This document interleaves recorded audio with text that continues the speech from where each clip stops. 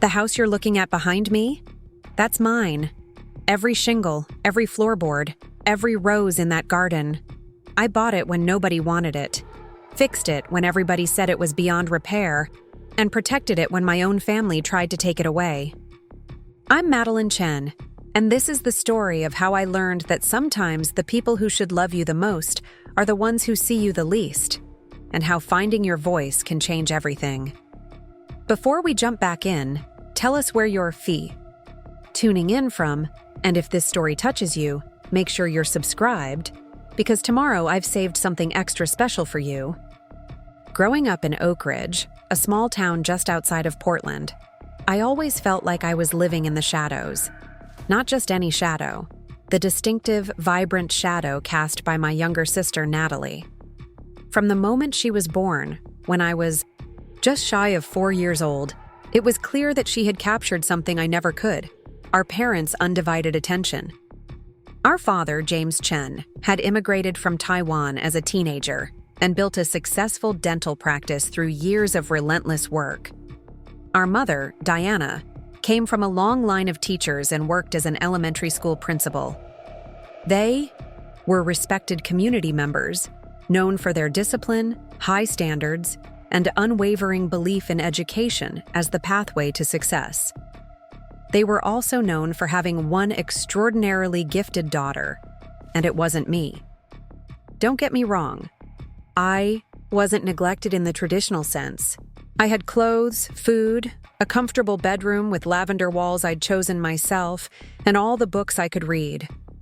What I lacked was something less tangible, but infinitely more valuable: recognition. The simple acknowledgement that I, too, existed, beyond my role as Natalie's sister. I remember one particular evening when I was 11. I'd spent weeks preparing for the regional spelling bee, studying until my eyes burned and my head ached with obscure words. When I won second place, I rushed home clutching my silver medal, heart pounding with rare pride. My parents and Natalie were in the kitchen, gathered around a paper on the table. "Mom, Dad, look." I held up the medal, the ribbon slightly wrinkled from my tight grip. My mother glanced up, giving me a distracted smile. "That's nice, honey. Did you see what Natalie did?" Her artwork was selected for the state competition. Only 5 students in Oregon were chosen. My father didn't even look up, his attention fixed on Natalie's colorful drawing. The medal suddenly felt heavy in my hand, its shine dulling before my eyes. I slipped it into my pocket and mumbled appropriate congratulations to my sister.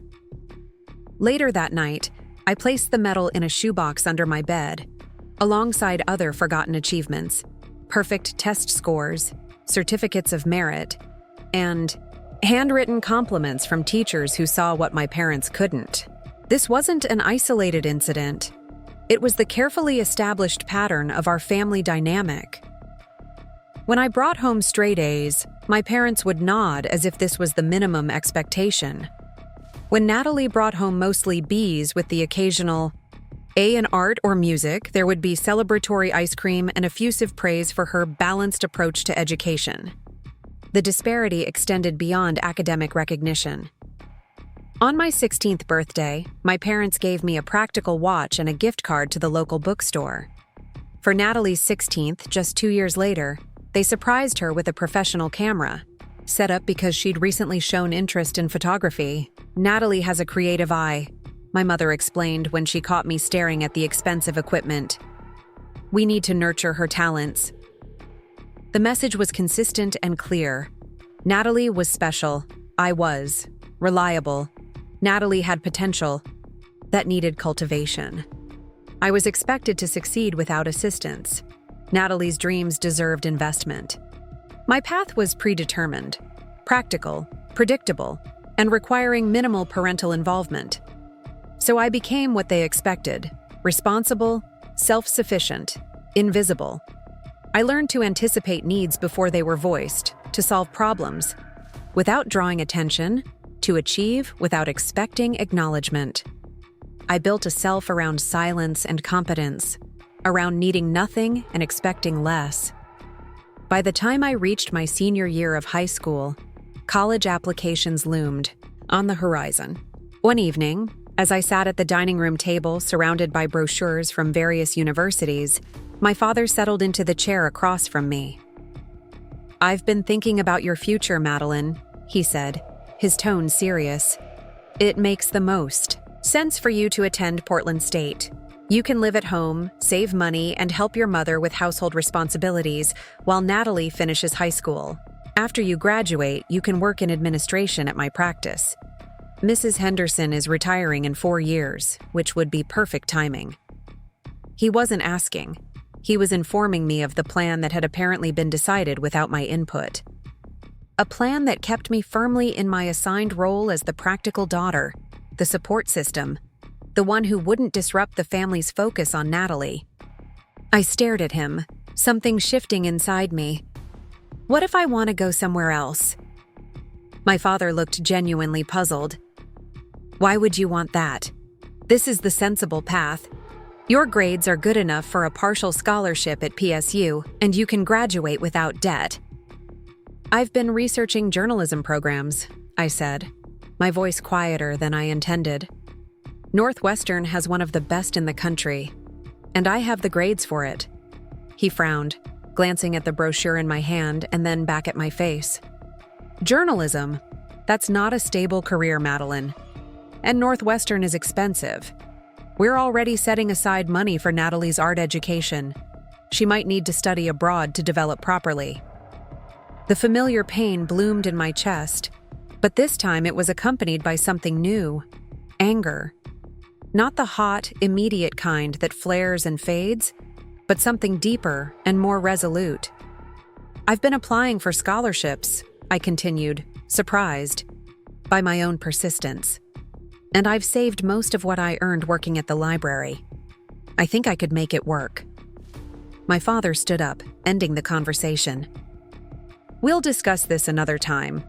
For now, focus on the realistic options."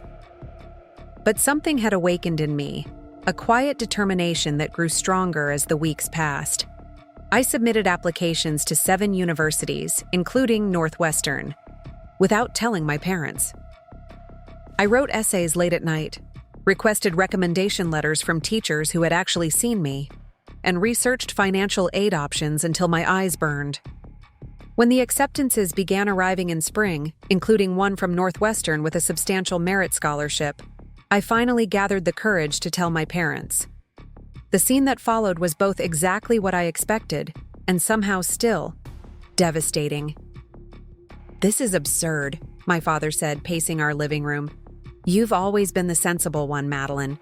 Why would you suddenly throw away a practical future for some fantasy about being a journalist?" My mother, seated on the couch with her hands tightly clasped, looked equally bewildered. "We always thought you were happy with the path we discussed. You never said anything." "I've been saying things for years," I replied, my voice shaking slightly. "You just haven't been listening." Natalie, who had been silently watching from the doorway, chose that moment to step in.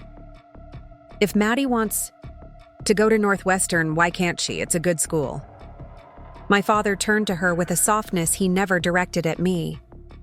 "It's complicated, sweetheart. There are financial considerations, and we've always planned for Madeline to help with the practice. So your dental practice is more important than my education?" I asked, the words bitter on my tongue. "That's not fair," my mother interjected. "We've always supported your education. We just thought you understood your role in this family." My role. There it was, the truth laid bare. I wasn't seen as an individual with my own dreams and potential. I was a role, a function, a supporting character in the family narrative that centered on my sister. "I'm going to Northwestern," I said finally, a strange calm settling over me. "I've been offered a scholarship that covers most of the tuition. I'll take out loans for the rest." "We won't support this financially," my father warned. "And if you take this path, you're on your own."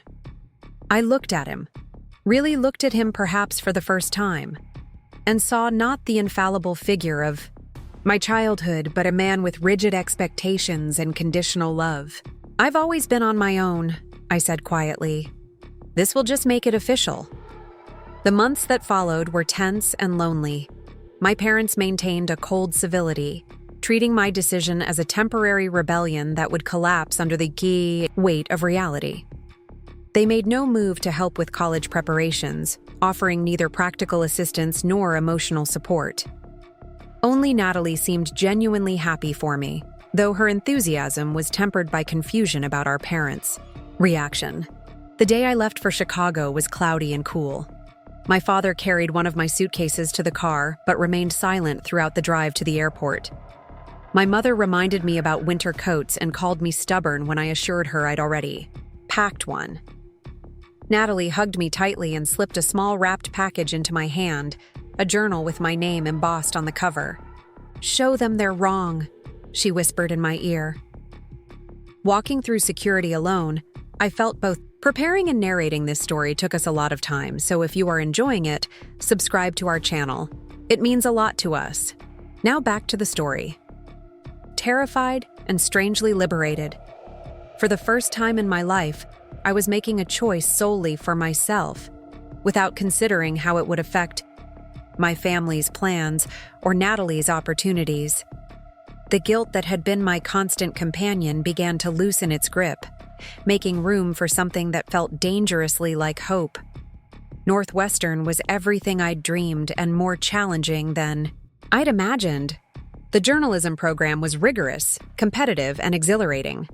I threw myself into classes, joined the student newspaper, and gradually built a circle of friends who saw me, not as someone's sister or daughter, but as Madeline, with my own strengths, quirks, and potential. My roommate, Jasmine, became my first real friend, the kind who noticed when I was quiet, who brought me coffee during late-night study sessions, who laughed at my dry jokes and insisted I join her for weekend adventures in the city. She came from a large, boisterous family in Michigan who treated me as one of their own during holidays, when returning to Oakridge seemed unbearable. Communication with my parents dwindled to occasional phone calls, filled with strained, small talk. My mother would ask about classes in a detached way, while my father barely participated beyond brief greetings. They never asked about my writing or my growing portfolio of published articles.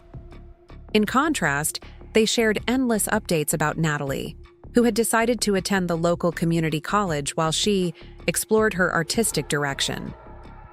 I graduated summa cum laude with a job offer from the Chicago Tribune. The position was entry-level, but on the investigative team, exactly where I wanted to be. At 22, standing in my cap and gown surrounded by friends and Jasmine's family, my parents had declined to attend, citing my father's busy practice. I finally felt visible, capable of making my own path. For the next 5 years, I built a life and career in Chicago. I moved from the Tribune to a digital news outlet that encouraged long-form investigative journalism. I developed a reputation for thorough research and compelling narratives that humanized complex issues. I dated occasionally, maintained close friendships, and rented a small but charming apartment in a historic building. Most importantly, I established financial independence, paying off my student loans through careful budgeting and occasional freelance work. Contact with my family remained minimal. Christmas cards, brief calls on birthdays, and increasingly infrequent updates. Natalie and I maintained a better connection, texting regularly and occasionally video chatting, though we both carefully avoided discussing our parents. Through her, I learned that she had cycled through several creative pursuits: photography, ceramics, graphic design, without committing to any. She still lived at home, working part-time at a coffee shop while our parents continued to fund her various artistic explorations. I had just turned 27 when the recession hit. The digital news outlet where I worked announced layoffs, and despite my strong performance reviews, my position was eliminated, along with 30% of the staff. The journalism industry was contracting across the board, with few outlets. hiring and many experienced reporters competing for scarce positions. For 3 months, I applied for every journalism job I could find, stretching my modest savings and cutting expenses to the bone. When my lease came up for renewal with a significant rent increase, I faced the hard reality that I couldn't afford to stay in Chicago without stable income. After a particularly disheartening day of rejection emails, I received a call from Natalie. We chatted for a while before she mentioned something that caught my attention. "Did you know old Mrs. Wilson's house is up for foreclosure? The one on Maple Street with the big porch? Dad was talking about it at dinner. Apparently, the bank is selling it for way below market value because it needs so much work." The Mrs. Wilson's house. I remembered it clearly, a once beautiful Victorian with intricate woodwork, stained glass transoms, and a wraparound porch where the elderly owner would sit in summer evenings. As children, Natalie and I had admired it, on our walks to school, imagining it was an enchanted castle disguised as a house. "How much are they asking?" I found myself asking. I think Dad said around $110,000. Crazy low for that neighborhood, but I guess the inside is a disaster. No one wants to deal with the renovation costs. Something stirred in me, an idea taking shape, possibilities unfolding. I had some savings, not much but enough for a modest down payment. Property in Oakridge was significantly cheaper than Chicago, and with my solid credit history, I might qualify for a mortgage despite my current unemployment. "Do you think it's still available?" I asked, trying to keep my voice casual. "Probably. It's been listed for months. Nobody wants a money pit, even at that price." After we hung up, I spent hours researching foreclosures, renovation loans, and the current real estate market in Oakridge. The more I investigated, the more possible it seemed. A property like Mrs. Wilson's house in that location, properly restored, could be worth twice the asking price. It would require work, enormous amounts of work, but it would also be an investment, a security net in an increasingly unstable economy. The decision crystallized with surprising clarity. I would return to Oakridge, but on my terms. I would buy Mrs. Wilson's house, restore it to its former beauty, and create something lasting that belonged wholly to me. If journalism opportunities were scarce, I could freelance remotely while working on the house. The money I'd been paying in Chicago rent would go toward building equity in something tangible. I contacted a local bank in Oakridge, applied for a mortgage pre-approval, and reached out to a real estate agent who wasn't associated with my parents. Within 2 weeks, I had scheduled a viewing, flown to Oregon, and fallen in love with a dilapidated Victorian that most people would consider a catastrophe rather than an opportunity. The house was in worse condition than I'd imagined. Water damage in multiple rooms, outdated electrical systems, a kitchen that hadn't been updated since the 1970s, but the bones were solid. The hardwood floors beneath stained carpeting, the original crown molding, the stained glass that somehow remained intact. These elements whispered of what could be restored with patience and determination.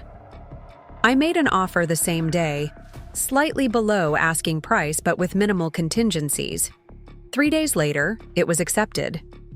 I gave notice at my Chicago apartment, packed my belongings, and prepared to return to the town I'd escaped, this time with purpose and a plan entirely my own. I didn't tell my parents about the house purchase. Some instinct for self-preservation kept me silent as I finalized the paperwork and transferred my savings into closing costs and a down payment. I arranged to stay with a high school friend for the first week while I assessed the house's immediate needs. Only after the keys were in my hand and the deed was recorded with my name did I drive to my parents' house for what I expected to be a brief, awkward visit. Natalie had texted that they would all be home that evening, though she seemed confused about why I was being mysterious regarding my sudden return to Oakridge. The family home looked exactly as I remembered: the trimmed lawn, the hydrangeas. My mother tended meticulously, the clean lines and practical design that reflected my parents' personalities. I sat in my car for several minutes, gathering courage before approaching the front door. My mother answered, surprise evident in her expression before she schooled it into polite welcome. "Madeline, we weren't expecting you." "I know. I'm sorry for not calling ahead. Is everyone home? I have some news I'd like to share." She led me to the living room where my father was reading, and Natalie was sketching something on a tablet. The familiar scene struck me with unexpected force. How easily I had been erased from this picture. How smoothly they had continued without my presence. "Maddie!" Natalie jumped up, genuinely pleased to see me. My father nodded acknowledgement, but remained seated. "What brings you back to Oakridge?" he asked without preamble. "Did something happen with your job?" The subtle satisfaction in his tone wasn't lost on me. He had predicted my failure, expected it even, and now assumed he was being proven right. "Yes, actually," I said, taking a seat across from him. "The news outlet I was working for had layoffs due to the recession. I've been job hunting in Chicago for a few months." My mother made a sympathetic noise, but it was tinged with something that sounded like vindication. "The job market is so unstable in that field. We worried about this when you chose journalism." "It's been challenging," I agreed, "but it's also led me to a new opportunity. I've decided to move back to Oakridge." This caught their attention fully. My father set down his book, and my mother perched on the arm of his chair. Natalie looked both surprised and delighted.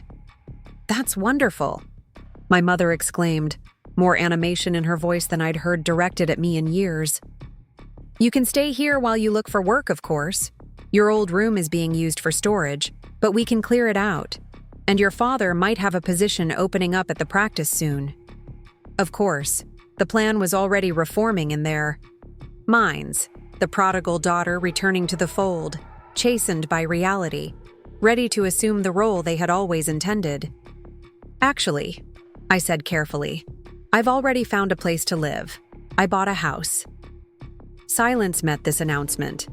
My father's eyebrows rose, my mother's lips parted in surprise, and Natalie leaned forward with interest. "You bought a house?" my father repeated. "How? You just said you lost your job." "I've been saving since I graduated," I explained. "And the property was a foreclosure, priced well below market value. I qualified for a mortgage based on my credit history and the equity potential." "Which house?" my mother asked, curiosity overcoming her confusion. "The old Wilson place on Maple Street." My father actually laughed, a short, dismissive sound. "That wreck? It's falling apart. The renovation costs would be astronomical. No wonder. The bank was trying to offload it." "It needs work," I acknowledged, "but the structure is sound. I've had it inspected. With some investment and sweat equity, it could be beautiful again." "Sweat equity?" My mother looked genuinely perplexed. "You've never done any kind of home renovation. You don't have those skills." "I can learn," I said simply. "And for specialized work, I'll hire professionals as my budget allows." My father was shaking his head, the familiar expression of disappointment settling over his features. "This is impulsive and irresponsible, Madeline. You should have consulted us before making such a significant decision. We could have advised you on more sensible options." The old hurt flared briefly, but I was stronger now, more certain of myself. I didn't need consultation. I did thorough research, worked with a reputable agent and lender, and made an informed decision based on my own goals and financial situation. "And how do you plan to afford renovations without a steady income?" he pressed.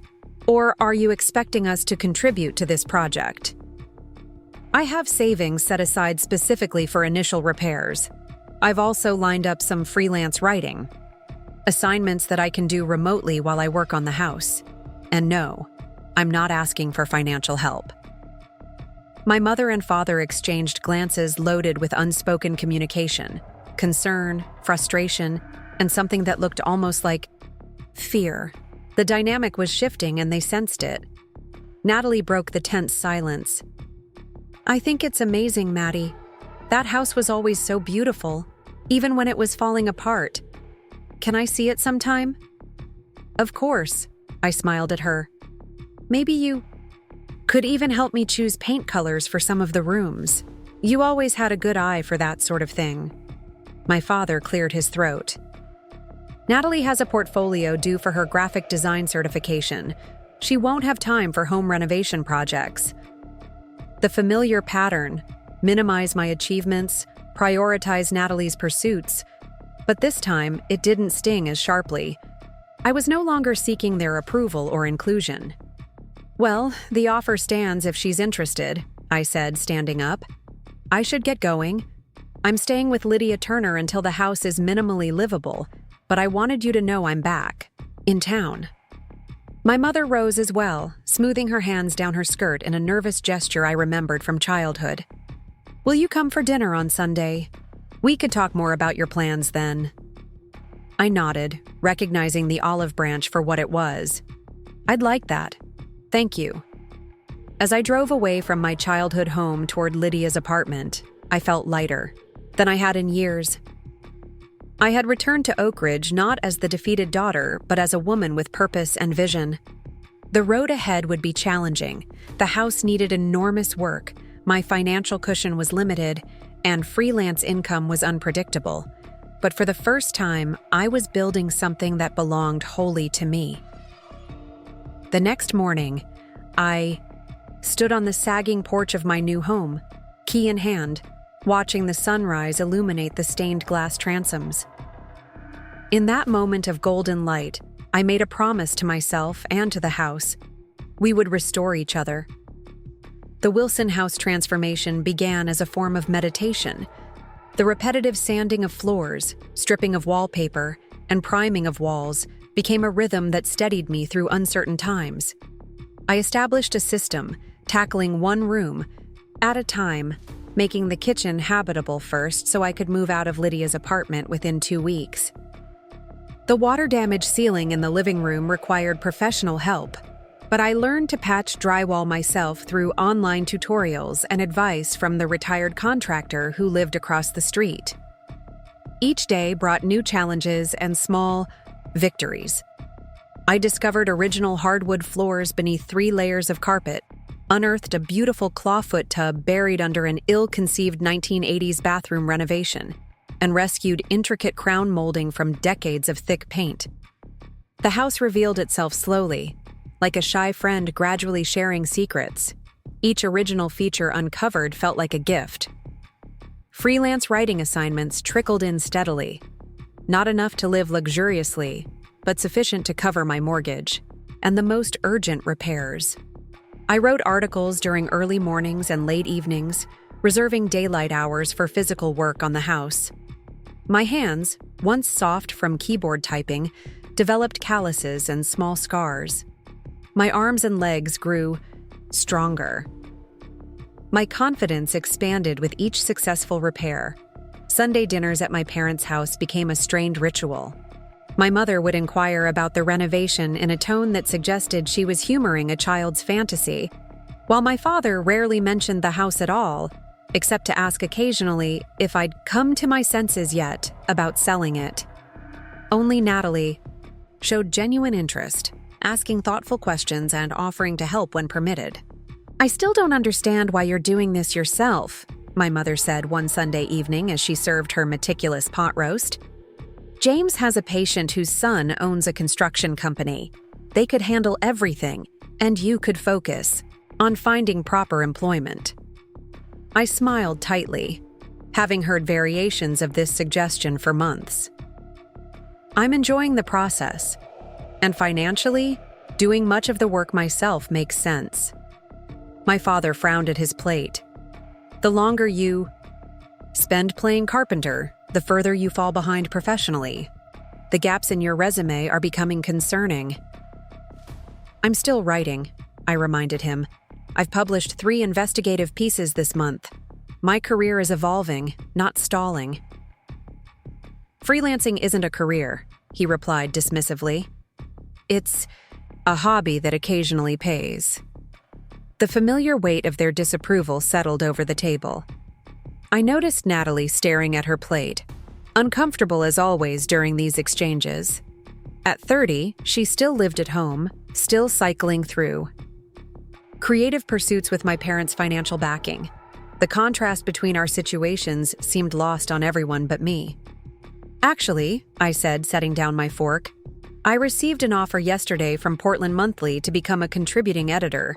It's part-time but would provide steadier income alongside my freelance work. This news momentarily silenced the criticism. My mother's eyebrows rose in genuine surprise. That's a respectable publication, she admitted. How did they find you? They didn't. I pitched a series on historic home restoration throughout Oregon, using my project as the anchor.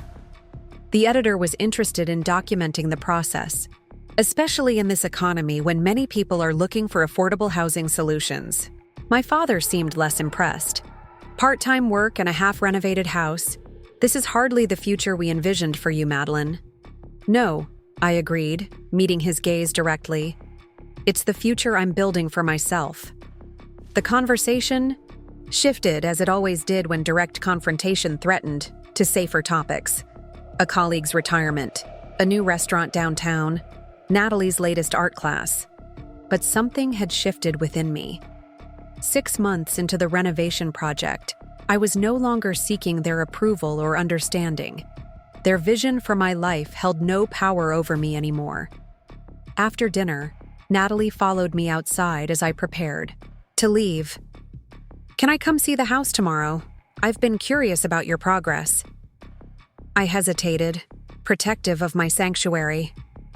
Sure, I'm working on the dining room tomorrow. You could help me remove the wallpaper if you want. Her face brightened. I'd like that.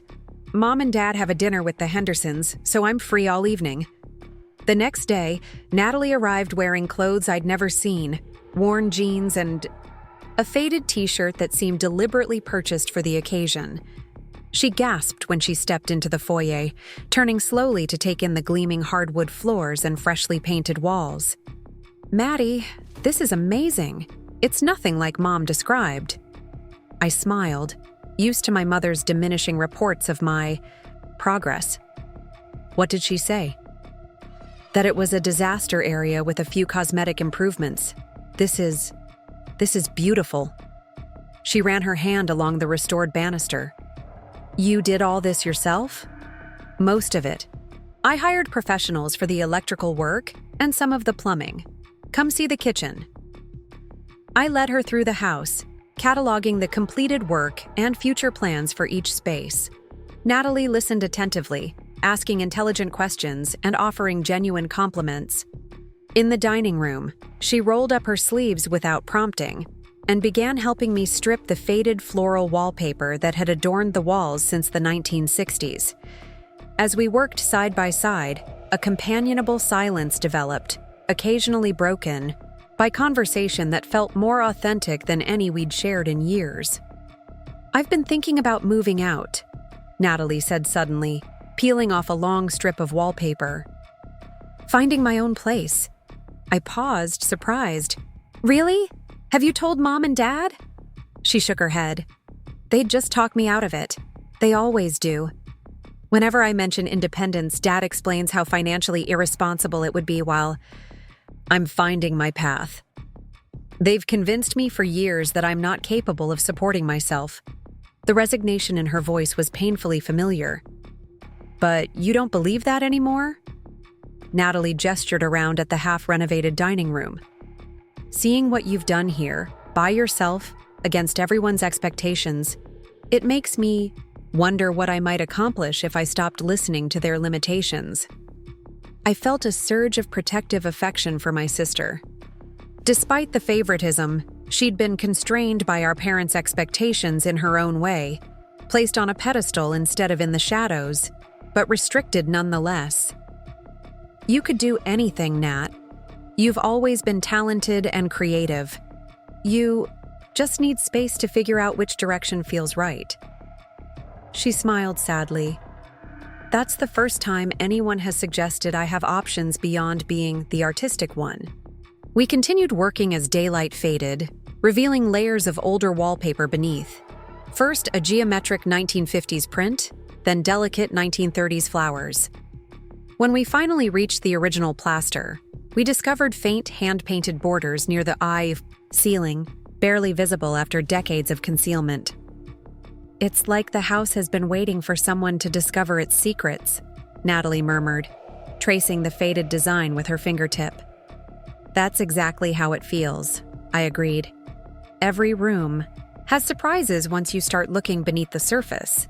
She helped me clean up, and as we stood on the porch saying goodbye, she hugged me impulsively. "Thank you for letting me be part of this today." "You can come back anytime," I offered, meaning it for the first time. I could use the help, and it's nice having company. The dining room project progressed steadily over the next few weeks. I carefully restored the hand-painted border, researching historic designs from the era and matching the original colors. When Portland Monthly sent a photographer to document the renovation for their series, the dining room featured prominently, its transformation from dated eyesore to period showcase particularly dramatic. The first article was published in early spring with my byline and a full-page spread of before and after photos. I bought several copies of the magazine, proudly displaying one on my newly restored coffee table. The response was immediate and surprising. Emails from readers asking for advice, inquiries from local homeowners about my methods, and even a few offers of renovation work from people impressed with my results. I sent copies to my parents, hoping the legitimate publication might finally validate my choices in their eyes. My mother called the next day, her voice tight with what I initially mistook for pride. "The article is lovely, Madeline. The house looks much better than I expected, but I'm concerned about some of the financial details you shared." I frowned, unsure what she meant. "What financial details?" "You mentioned the purchase price and approximate renovation budget. Now everyone knows what you paid and how much. You've invested. It seems indiscreet." "Of course, not pride, criticism. It's relevant information for readers considering similar projects," I explained. "Transparency about costs is valuable in home renovation stories." "Well, your father and I think it was unnecessary oversharing. And speaking of your father, he received several comments at the practice today. Apparently, some patients recognized our last name and asked if we were helping with your project. The implication hung unspoken between us. I had embarrassed them by publicly succeeding without their involvement. "The series has 2 more installments," I said instead of apologizing. "The editor is pleased with the response. They've asked me to pitch additional home renovation articles once this series concludes." My mother sighed. "Just be careful about how much personal information you include going forward." After we hung up, I walked through my half-finished home, touching door frames and window casings, reminding myself that their approval was no longer necessary. The house was becoming a physical manifestation of my independence, tangible proof that I could build something lasting and beautiful without their support or permission. Summer arrived with an unexpected opportunity. The editor of Portland Monthly connected me with a local television producer looking for someone to create short segments on historic home restoration for a regional home and garden show. The initial commitment was just 3 5-minute segments, but it could potentially develop into a regular feature if viewers responded positively.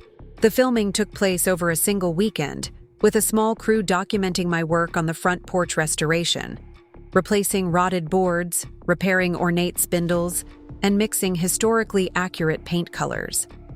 I demonstrated techniques I'd learned through months of trial and error, explaining how homeowners could identify which elements were worth saving and which needed replacement. The segments aired in July, and the response exceeded everyone's expectations. Viewers appreciated my practical approach and straightforward explanations, as well as the visible progress from my own renovation project. The producer called with an offer to film a monthly segment, focusing on different aspects of historic restoration using my house as the primary example. For the first time since returning to Oakridge, I felt professionally fulfilled. The television segments provided regular income that, combined with my contributing editor position and occasional freelance writing, created financial stability I hadn't experienced since leaving the Chicago Tribune. More importantly, I was building a reputation in a field that combined my communication skills with my newly developed practical knowledge.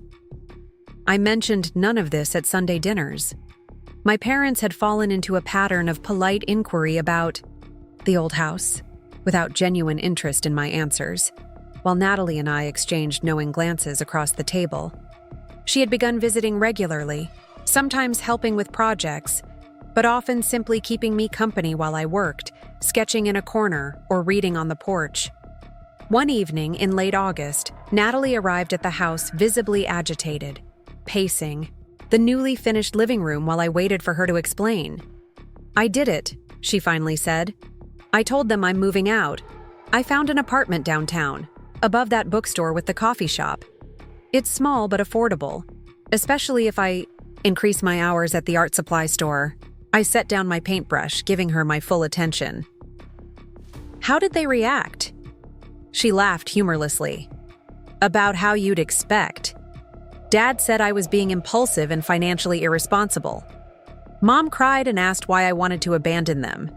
They both acted like I'd announced plans to join a cult rather than rent an apartment 10 minutes away." "But you're still doing it?" I asked, hearing the resolution in her voice that had been absent for years.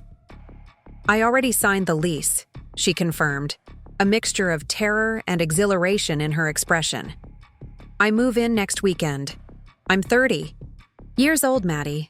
It's embarrassingly overdue." I hugged her tightly, genuinely proud of her courage. "This is a good thing, Nat. Terrifying, but good. Will you help me move? I don't have much. They've made it clear I can't take any furniture from my bedroom, but I could use moral support." "Of course I will." I hesitated, then added, "And if you need basic furniture to start with, I have some pieces in storage that I brought from Chicago. Nothing fancy, but better than sleeping on the floor." She exhaled shakily. "Thank you. I know I probably don't deserve your help. I was their favorite for so long without ever questioning why or how it affected you." "You were a child," I reminded her. "We both were, shaped by the roles they assigned us. What matters is what we choose now." Natalie's move the following weekend was tense but mercifully brief. My parents watched disapprovingly as we loaded my small hatchback with her belongings, making comments about the apartment site unseen. Those old buildings downtown have terrible insulation, and predicting she would return within a month. Natalie maintained a calm facade until we drove away, then burst into tears as we turned the corner. "I've never stood up to them before," she admitted, wiping her eyes. "Not about anything important." "It gets easier," I assured her, though my own journey to independence had been anything but easy. "And you're not doing this alone." Her apartment was indeed small, a studio with sloping floors and awkward angles. But it had tall windows, exposed brick walls, and a location within, walking distance of everywhere she needed to go. We spent the day arranging her belongings and my loaned furniture, ordering pizza when hunger struck, and celebrating with cheap champagne when the basic setup was complete. "To new beginnings," I toasted, raising a plastic cup. "To finally growing up," she countered, clinking her cup against mine. With Natalie's departure, Sunday dinners became increasingly uncomfortable. My parents, having lost one daughter from their immediate control, seemed determined to reestablish authority over me. My father began mentioning patients who were looking to sell their starter homes and could give me a good deal if I decided to upgrade from my project. My mother repeatedly suggested that renovating while working was spreading me too thin, affecting my health and professional judgment. I deflected these comments as diplomatically as possible, unwilling to rupture the fragile family connection, but equally unwilling to surrender my hard-won independence. After particularly difficult Sundays, I would return home and lose myself in productive work, refinishing a window frame, restoring a vintage light fixture, or planning the next phase of renovation. The house was becoming not just a home, but a sanctuary. Each completed room represented challenges overcome and skills mastered. The kitchen now featured restored cabinets and salvaged butcher block countertops. The living room's water-damaged ceiling had been replaced and adorned with a period-appropriate medallion surrounding a vintage chandelier. The master bedroom was a peaceful retreat with soft blue walls and refinished flooring. As autumn approached, I focused on exterior preparations for winter, repairing roof shingles, sealing windows, and repainting trim. The television segments continued monthly, generating modest local celebrity that manifested in strangers approaching me at the hardware store with renovation questions or compliments on recent episodes. It was during this time that I received an unexpected email from a small publishing house specializing in architecture and design books. They had seen my magazine articles and television segments and were interested in discussing a potential book about hands-on historic home restoration, using my project as the primary case study. The advance wouldn't be substantial, but the opportunity to document the entire process professionally was appealing. I mentioned the book offer to Natalie during one of our now regular coffee meetings. She had settled into her apartment and increased her hours at the art supply store, simultaneously enrolling in business courses at the community college with the goal of eventually opening her own shop. "You have to do it," she insisted, eyes bright with excitement. "Your approach is different from most renovation experts, more accessible for regular people without huge budgets, and I could help with the photography if you want." Her enthusiasm was contagious. "You'd want to do that?"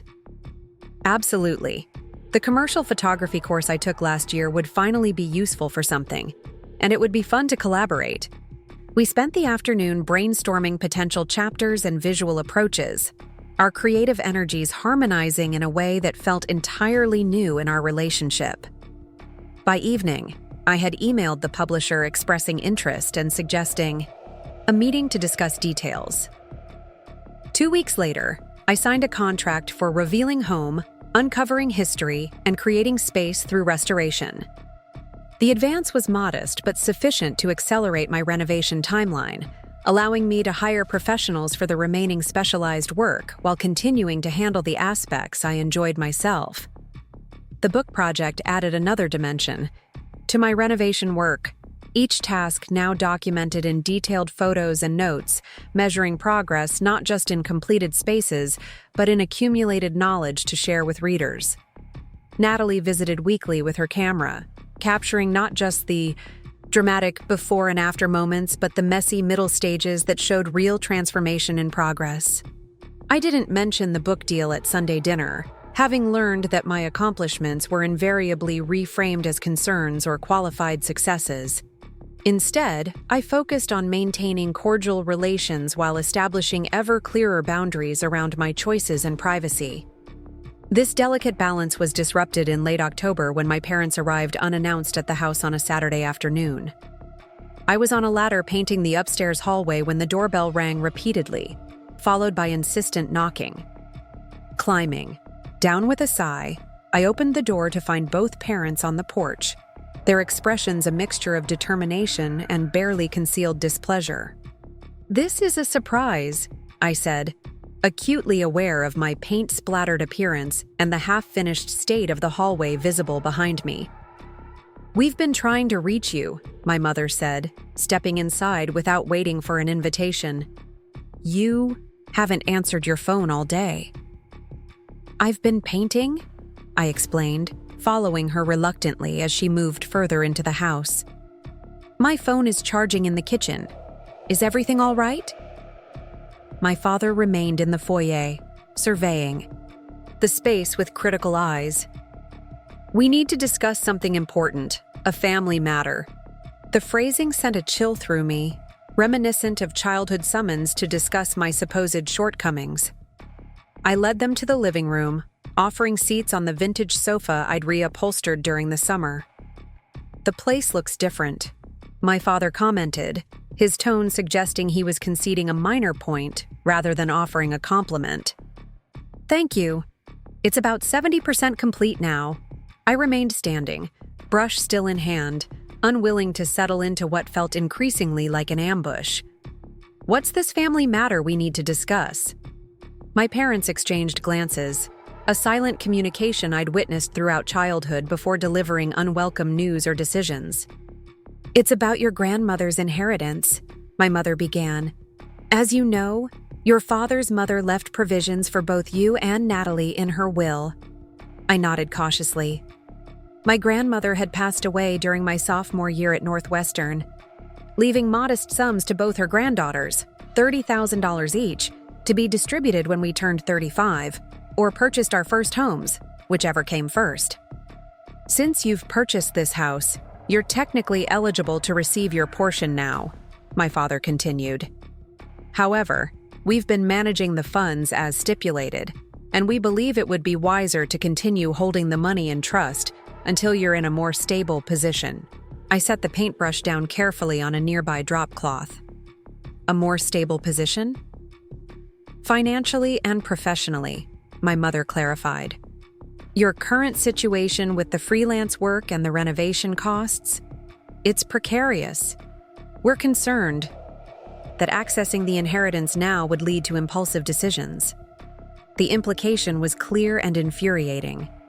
At 32, with a mortgage in good standing, growing professional success, and a nearly restored home, I was still regarded as incapable of managing my own inheritance. "I'm eligible now," I said evenly. "The will specified first home purchase, which occurred over a year ago." My father's expression hardened. "As trustees, we have discretionary authority to determine the appropriate timing. Your grandmother trusted our judgment. And your judgment is that I'm not responsible enough to receive what's legally mine." "We're trying to protect you," my mother insisted.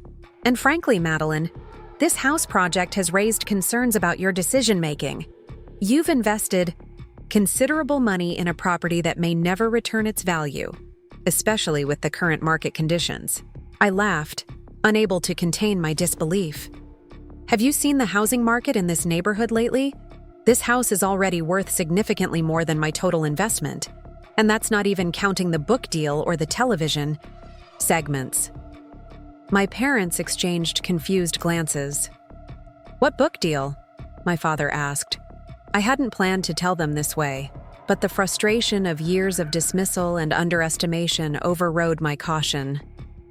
"I've signed with Artisan Press to write a book about historic home restoration, using this house as the primary example. Natalie is doing the photography." This news clearly knocked them off balance. My mother's mouth opened slightly in surprise, while my father's frown deepened. "Natalie didn't mention this," my mother said finally. "Why would she? You've made it clear our choices only matter when they align with your expectations." The words came out sharper than intended, but I couldn't bring myself to soften them. "I'm doing well, professionally, financially, and personally. I've created a home and a career I'm proud of, without your support or approval. I don't need the inheritance, but it's mine by the terms of Grandma's will, and I'd like you to respect that." My father stood abruptly. "This conversation isn't productive. We'll consult with the attorney who handled your grandmother's estate and determine the legal requirements." "You do that," I agreed, walking toward the front door to indicate the visit was over. "In the meantime, I'd appreciate advance notice before your next visit. I have a doorbell for a reason." After they left, I returned to my painting with shaking hands, emotions churning between anger and a strange sense of liberation. I had finally said aloud what I'd felt for years, that their judgment of my choices was irrelevant to my happiness and success. Whether they released the inheritance or not seemed almost secondary to this deeper revelation. The confrontation had unexpected consequences. 3 days later, Natalie called to report that our parents had summoned her for a similar discussion about her portion of the inheritance, questioning whether her apartment and part-time job qualified as sufficient stability to receive the funds. I told them I don't want the money yet anyway, she said. I'm not ready to buy property, and I'd rather let it grow in investments for now. But the way they approached it, like I needed to prove myself worthy, it was so condescending. They're struggling with losing control, I observed, stirring a pot of soup on my restored 1950s stove. First you moved out, then they discovered I've been succeeding without their input. It challenges their entire worldview. Do you think they'll ever see us as capable adults? I considered the question seriously. I don't know, but I'm learning that their perception doesn't determine our reality. Later that week, I received a formal letter from an attorney representing my parents in their capacity as trustees of my grandmother's estate. The language was coldly legal, acknowledging my eligibility to receive the inheritance based on my home purchase, but requesting extensive documentation of my financial situation before distribution would be approved. Rather than engaging directly, I forwarded the letter to my own attorney, a practical woman I'd consulted during the house purchase, and asked her to handle the communication.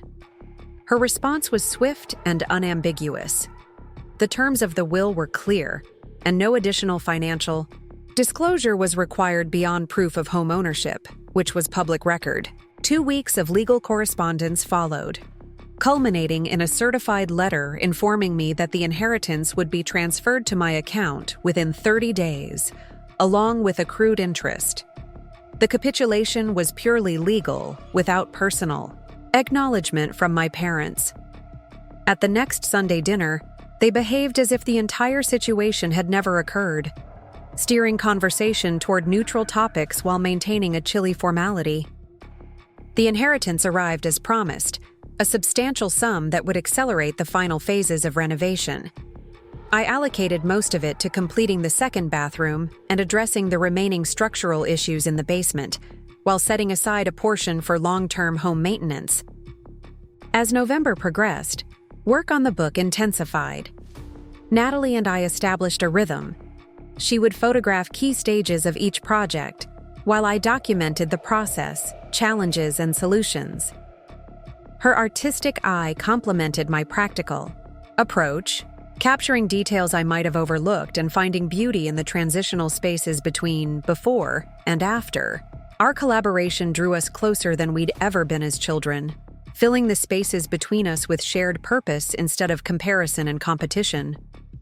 We discovered complementary strengths and surprising similarities that had been obscured by our parents' rigid categorization of our personalities and potential.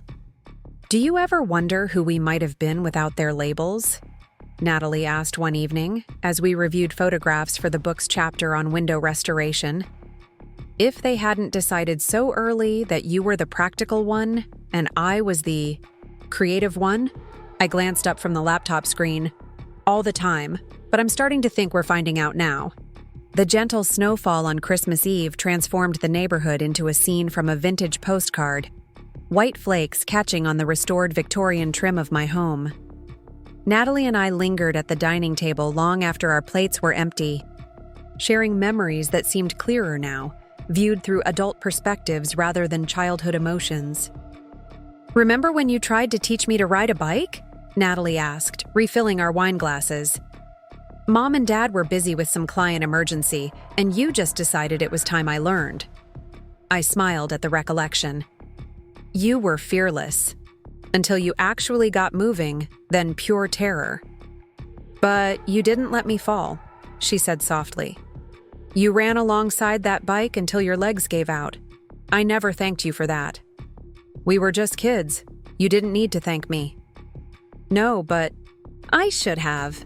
Her expression grew serious. There were a lot of moments like that. You stepping in when they were too busy with work or too focused on my special talents to notice what I actually needed. I took it for granted then. The acknowledgement warmed me more deeply than I expected. For years, I'd carried those memories as private confirmations of my invisibility in our family.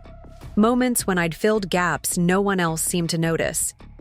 Hearing Natalie recognize them felt like recovering pieces of my own history that had been erased. "I'm just glad we found our way back to each other," I said finally. Adult siblings, not the roles we were assigned. We moved to the living room with its newly restored fireplace, where flames danced behind the antique screen I'd found at an estate sale. The Christmas tree, a modest spruce, decorated with vintage ornaments discovered in the attic, cast soft light across the refinished floors. For the first time since purchasing the house, I felt completely at home, as if the space had finally settled around me like a familiar garment. Natalie curled into the corner of the sofa, looking thoughtful. "I wanted to ask you something. It's about the book project." "What about it?" "My photography professor saw some of the images I've been working on for your chapters, and she thinks they could be developed into a separate exhibition, the visual story of home restoration as a metaphor for personal transformation." I considered this, intrigued. "That sounds fascinating. Would it run parallel to the book release?"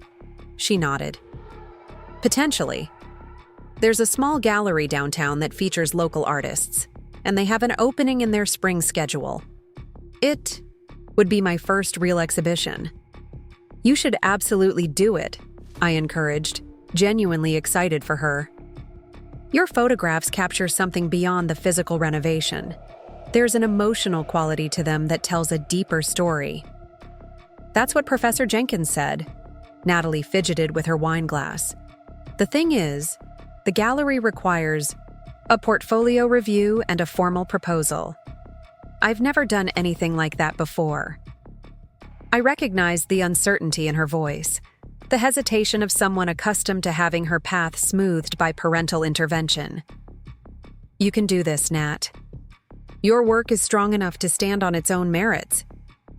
Would you help me prepare the proposal? Not write it for me," she added quickly. "Just help me organize my thoughts and make sure I'm presenting the work effectively." "Of course. We could start next week if you want." Her smile was grateful and a little shy. "Thanks. It feels strange, asking for help with something artistic. Usually, I'm the one people come to for creative advice." "That's what siblings are for, filling in each other's gaps." I raised my glass in a small toast. "To new ventures and old houses." "To sisters finding their own paths," she countered, clinking her glass against mine. Christmas Day with our parents was a study in strained politeness. My mother had prepared her traditional elaborate dinner, each dish executed with technical perfection if not warmth. My father maintained a steady stream of anecdotes about patients and colleagues, carefully avoiding any mention of my television special or Natalie's photography. We participated in the familiar choreography of family ritual, opening modestly, wrapped gifts, complimenting the food, asking appropriate questions about distant relatives. The contrast between this stilted gathering and our spontaneous celebration the previous evening couldn't have been starker. Natalie caught my eye across the dinner table during a particularly lengthy monologue from our father about dental insurance codes, her expression conveying silent understanding. We were performing roles in a play whose script no longer reflected our reality. As we helped clear dishes afterward, my mother paused beside me at the sink, her voice lowered. "The house looks nice on television. You've done good work there." The unexpected acknowledgement startled me. "Thank you. That means a lot." She nodded stiffly, then added, "Your father recorded the special. He's watched it twice but won't admit it." Before I could respond, she moved away, returning to her efficient kitchen management. The brief exchange lingered with me throughout. The evening, not quite an apology or reconciliation, but perhaps a tentative recognition that my path, however different from their expectations, had merit. January arrived with renewed focus on completing both the house and the book manuscript. The publisher had confirmed a May release date, creating an aggressive timeline for final revisions and photography. Natalie and I established a weekend work schedule, Saturdays devoted to capturing the last renovation projects, Sundays to organizing images and refining text. Between these sessions, I continued regular appearances on the Home and Garden Show, which had expanded my segments to include viewer questions and house calls to local homeowners facing restoration challenges. The growing audience brought opportunities I hadn't anticipated: speaking engagements at home shows, consulting requests from historical societies, and a column in the regional lifestyle magazine. This professional momentum coincided with the final major phase of renovation, the second-floor bathroom. Unlike the kitchen and main living areas, which I'd approached with historical accuracy as the primary goal, the bathroom demanded modernization alongside period charm. Working with a plumber who specialized in historic homes, I designed a space that honored the house's character while incorporating contemporary fixtures and efficiency. The project required removing and replacing damaged subfloor, rerouting, plumbing lines, and custom building a vanity that complemented the home's aesthetic. Each stage presented unforeseen challenges that tested my growing skills and occasionally my patience. During particularly frustrating moments, I reminded myself of how far I'd come since first standing in the dilapidated space, overwhelmed by its deterioration. One snowy February afternoon, as I carefully installed hexagonal floor tiles in a pattern matched to faded remnants found beneath layers of linoleum, my phone chimed with a text from an unfamiliar number. The message was brief. "Saw your segment on clawfoot tub restoration. Have similar project.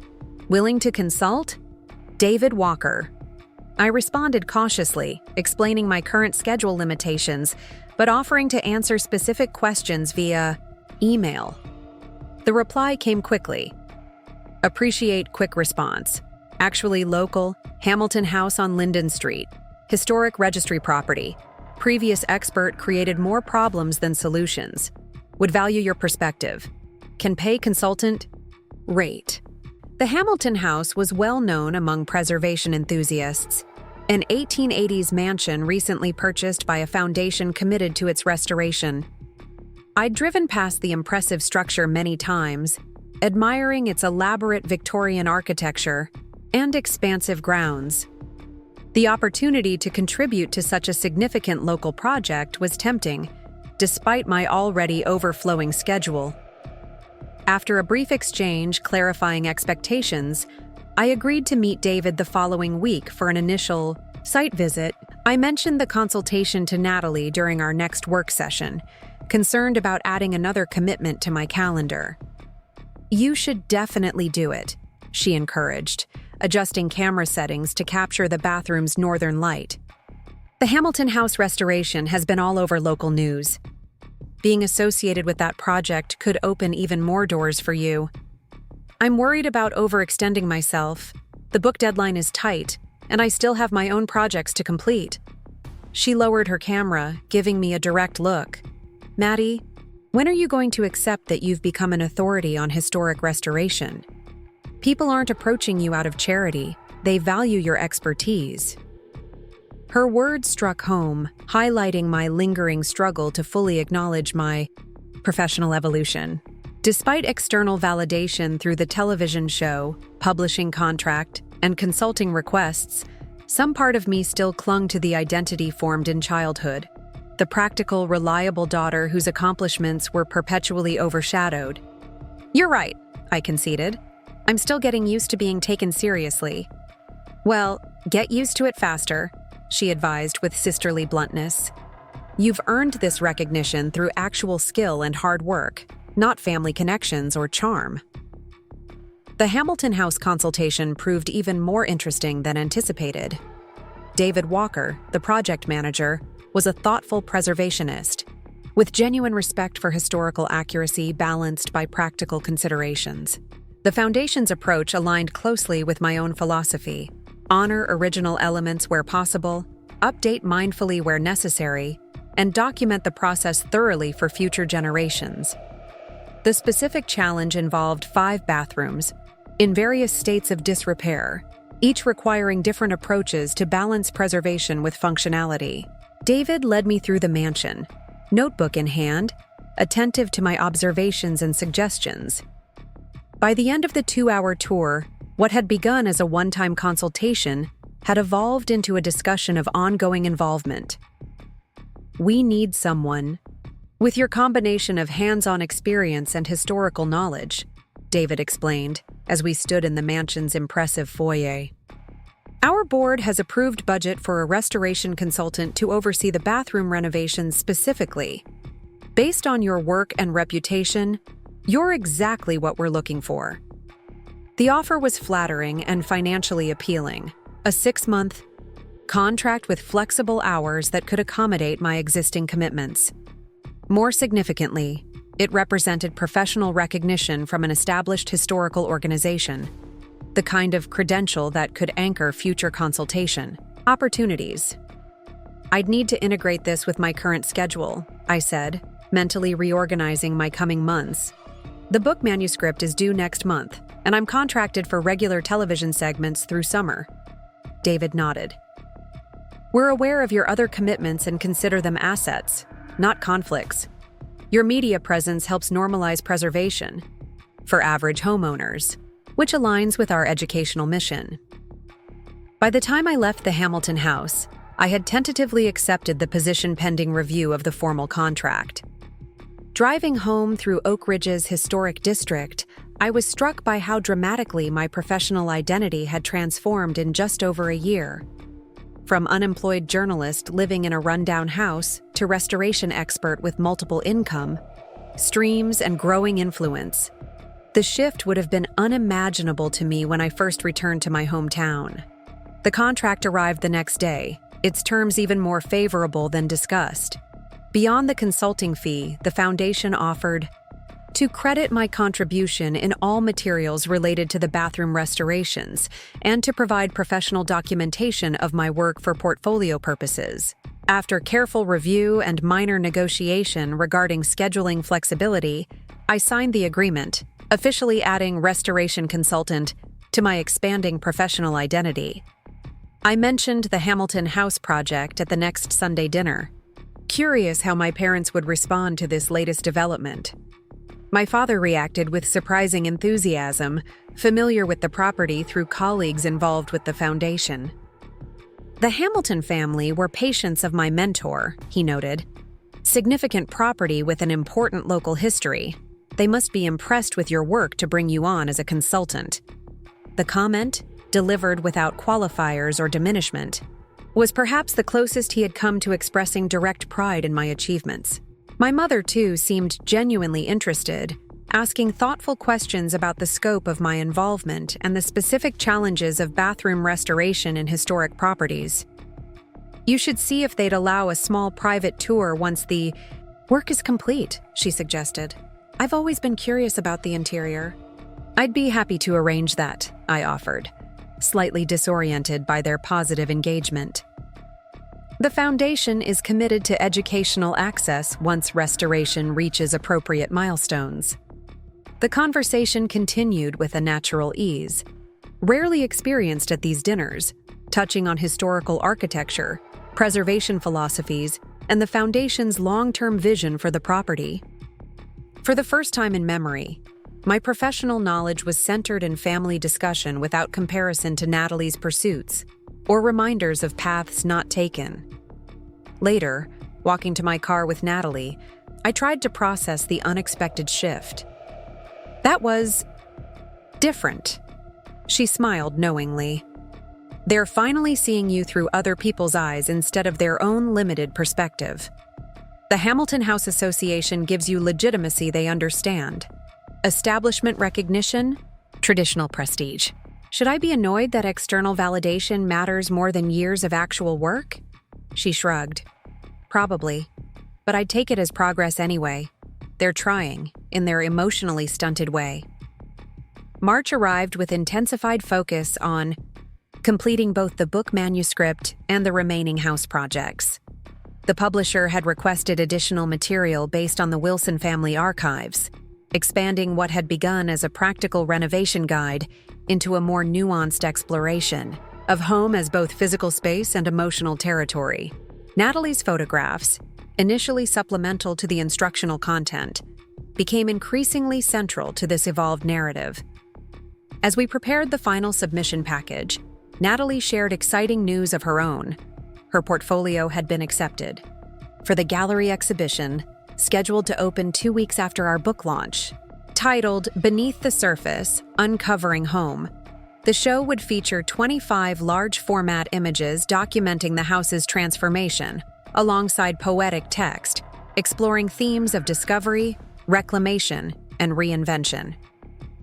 They want to coordinate with your book signing at the local bookstore, she explained as we selected final images for the manuscript. The gallery owner thinks we could create a weekend event celebrating both projects, maybe even include a limited open house tour of select rooms. The suggestion of public alignment, presenting ourselves as collaborative partners rather than competitive siblings, felt like the culmination of our personal restoration project, rebuilding a relationship damaged by years of parental comparison and categorization. I love that idea, I agreed. We could design it as a multi-venue exploration of renovation as both physical and personal transformation. She looked up from her laptop with a smile. Exactly.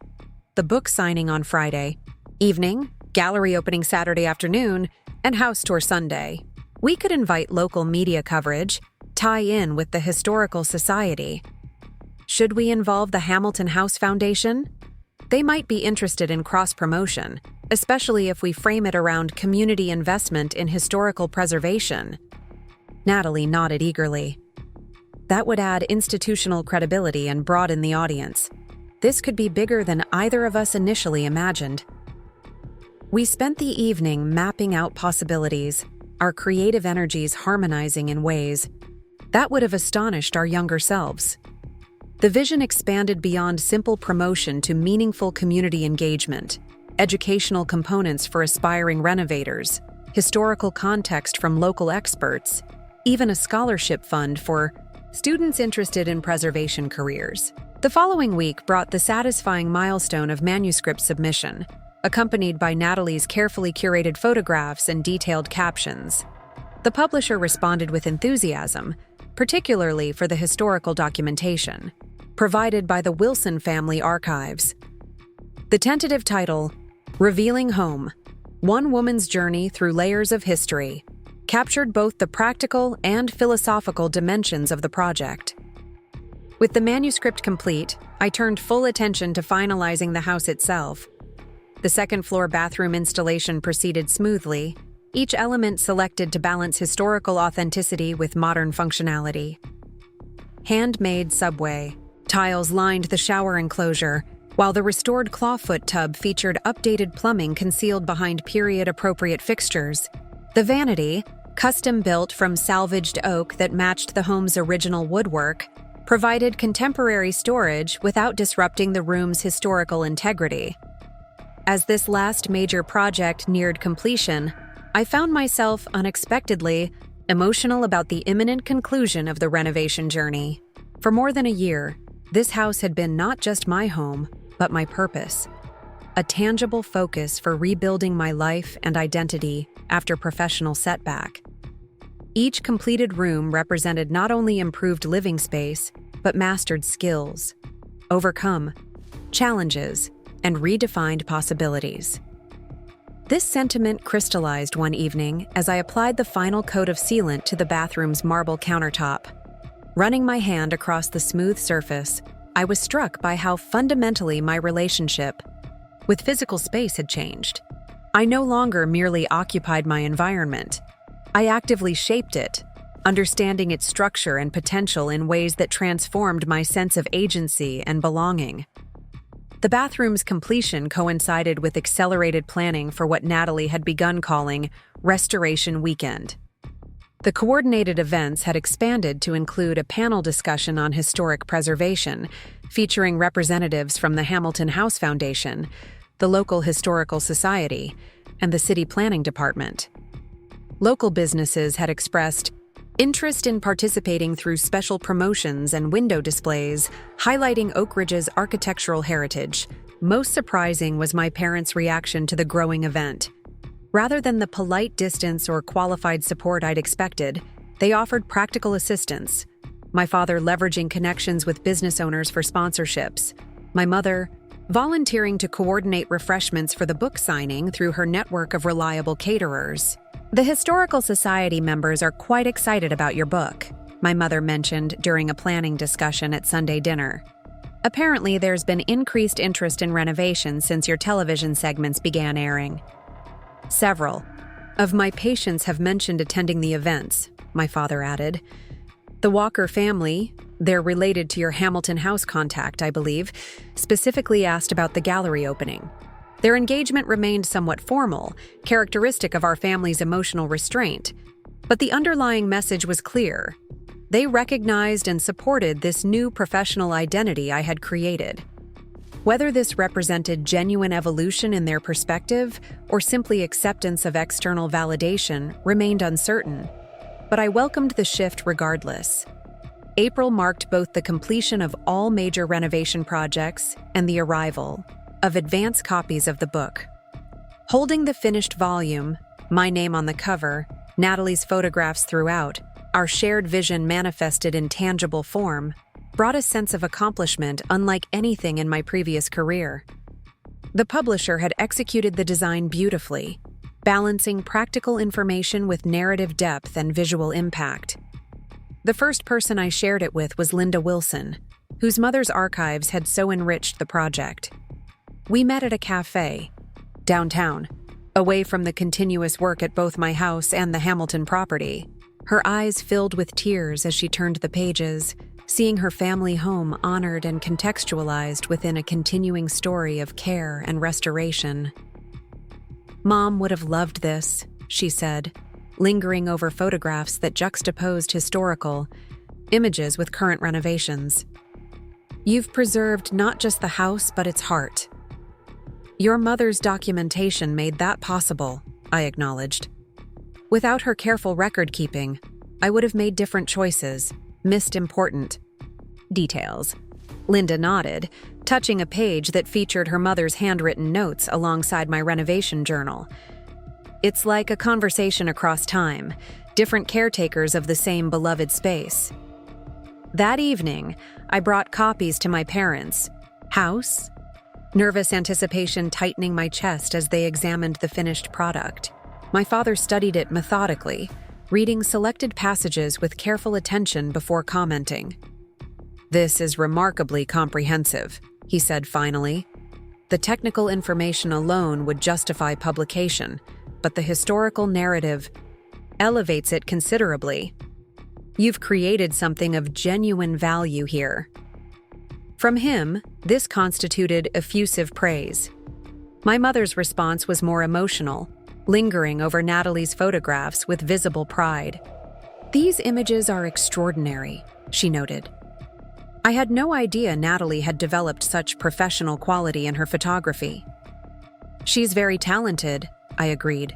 "The gallery exhibition will showcase even more of her work." My mother hesitated, then asked cautiously, "Would it be appropriate for us to attend the opening? We don't want to intrude if it's primarily for the artistic community." The question revealed a vulnerability rarely displayed by either parent, uncertainty about their place in our adult lives and creative pursuits.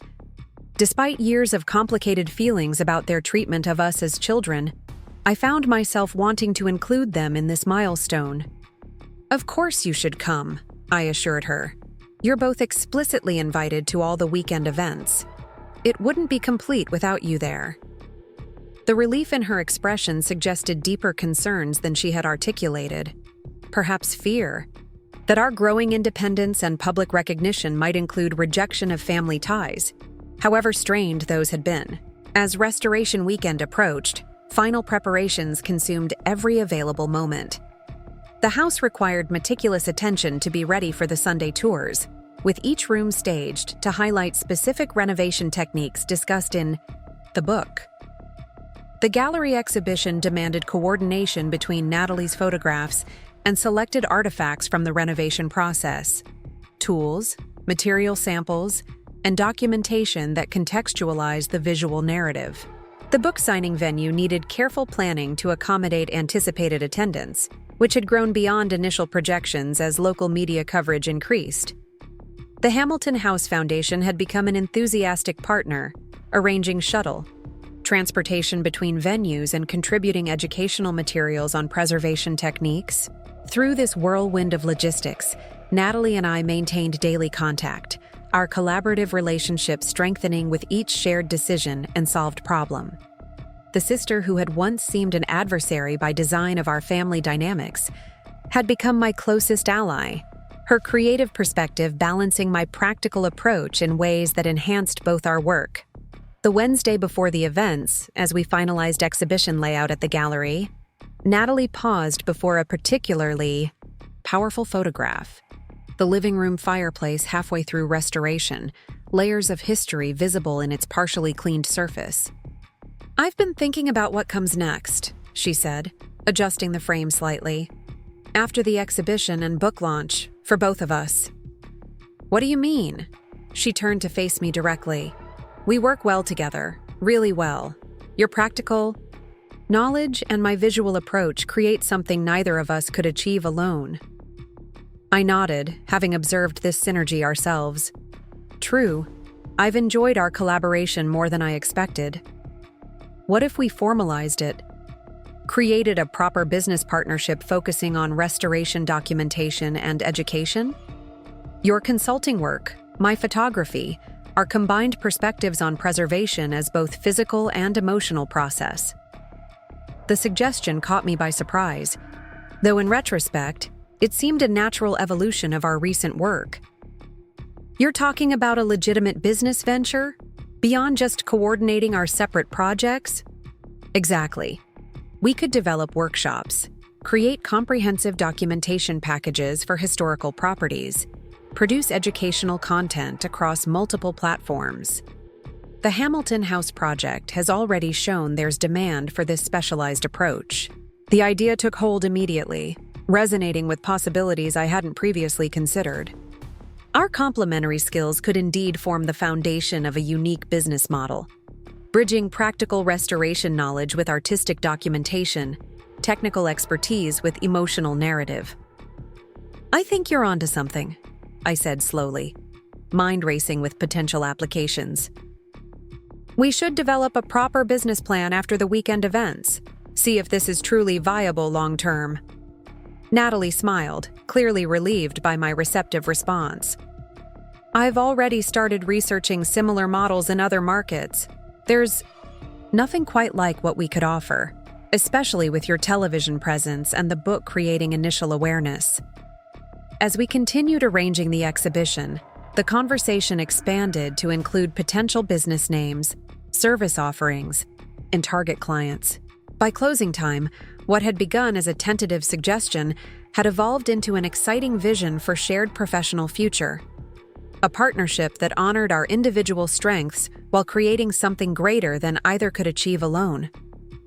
Walking to our cars afterward, Natalie paused in the parking lot, expression suddenly serious. "There's something else I've been meaning to ask you." "What is it?" "My apartment lease is up next month. The rent is increasing significantly, and I've been thinking about moving anyway." She took a deep breath. "Would you consider renting me your spare room?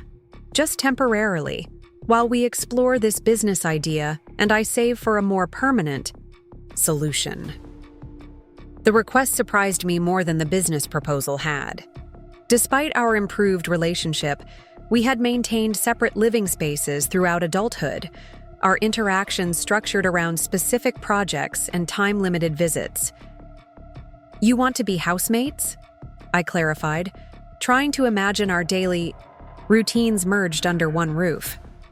"I know it's a big ask," she acknowledged quickly, "and I completely understand if you value your independence too much. You've created this amazing space that's entirely yours." I considered the possibility thoughtfully. The house certainly had room. The second bedroom was fully renovated, but rarely used except for occasional project overflow. Our working relationship had proven surprisingly harmonious, and the practical advantages of shared expenses while launching a business were significant. More importantly, the prospect of transforming the house from solitary refuge to shared home felt symbolically appropriate. The final phase of restoration extending beyond physical space to family bonds. Let's try it, I decided. 3-month trial period to see if we drive each other completely insane. Full housemate agreement with clear boundaries and expectations. Natalie's face lit with genuine pleasure. Really? You're sure? Reasonably sure. We're different people than we were as kids. I think we might actually enjoy sharing space as adults who respect each other's independence. She hugged me impulsively. Thank you. I promise to be the best housemate ever. I'll even learn to cook something besides that one turkey recipe. Driving home, I reflected on how completely my life had transformed since returning to Oakridge.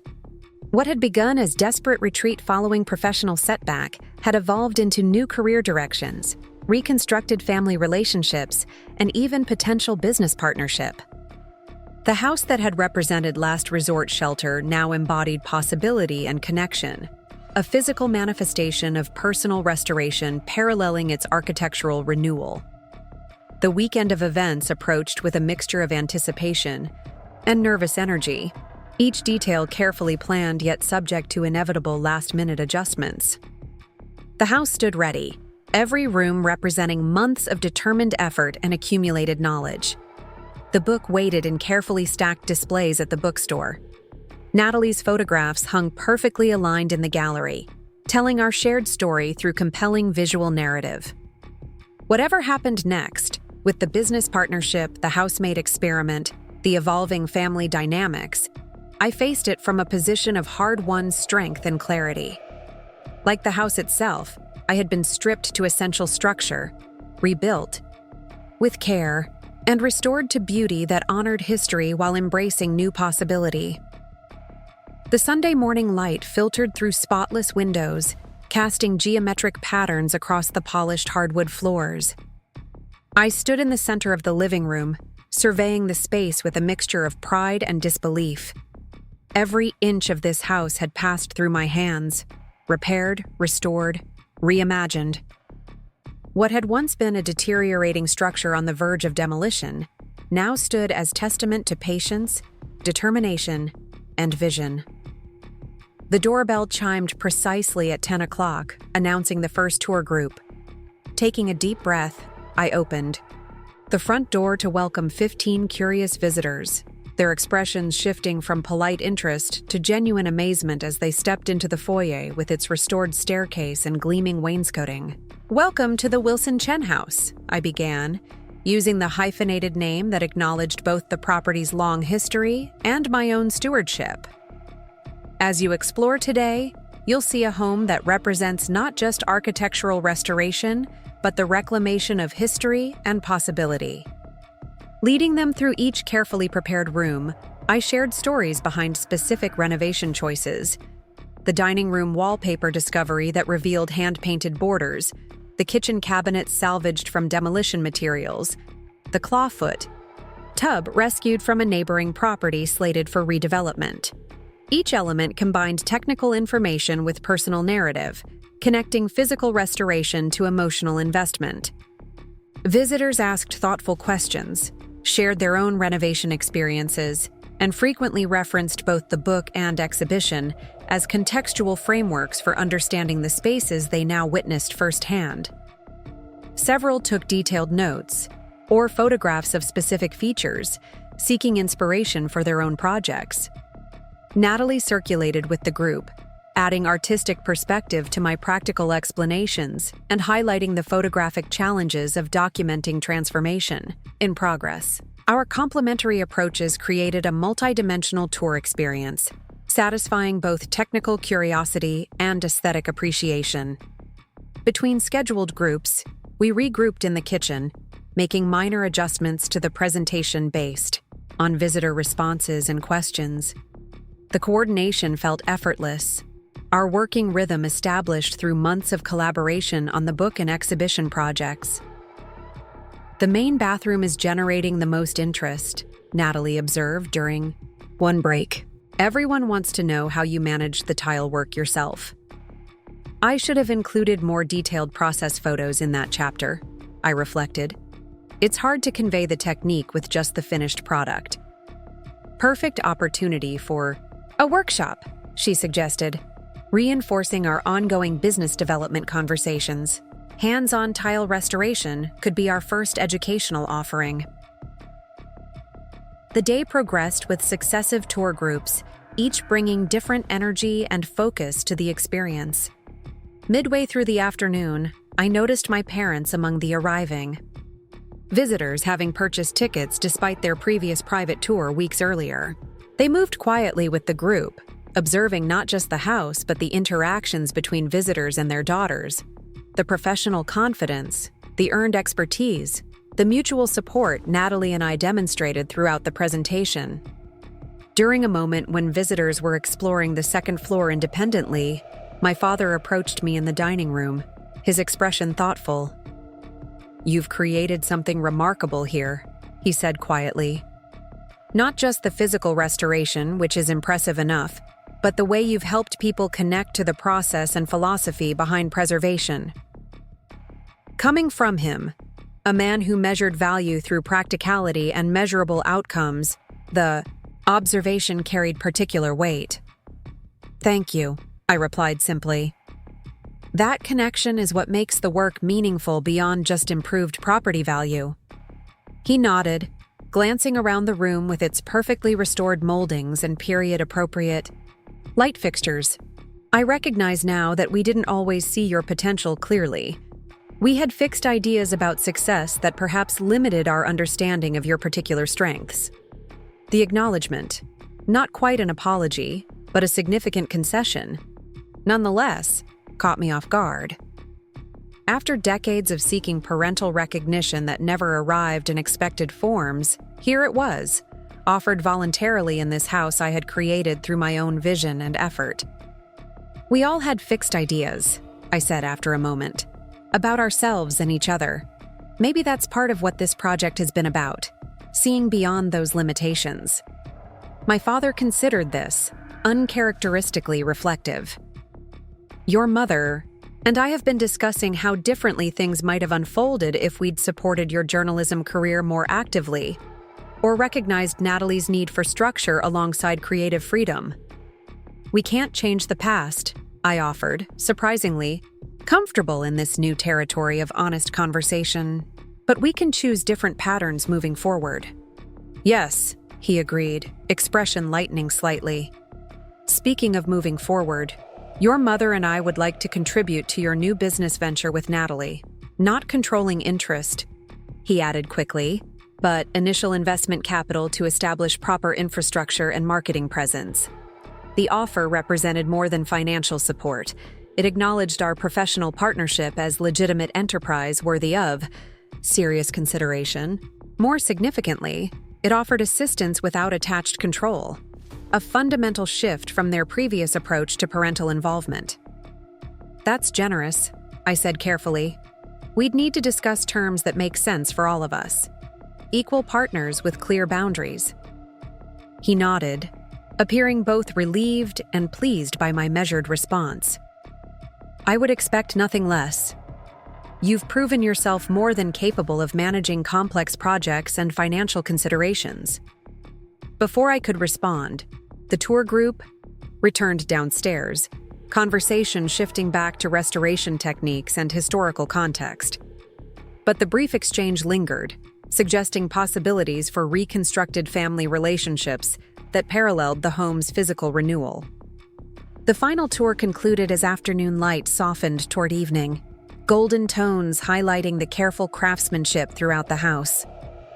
As the last visitors departed with enthusiastic thanks and compliments, Natalie, my parents, and I gathered in the kitchen, the heart of the home where my renovation journey had begun.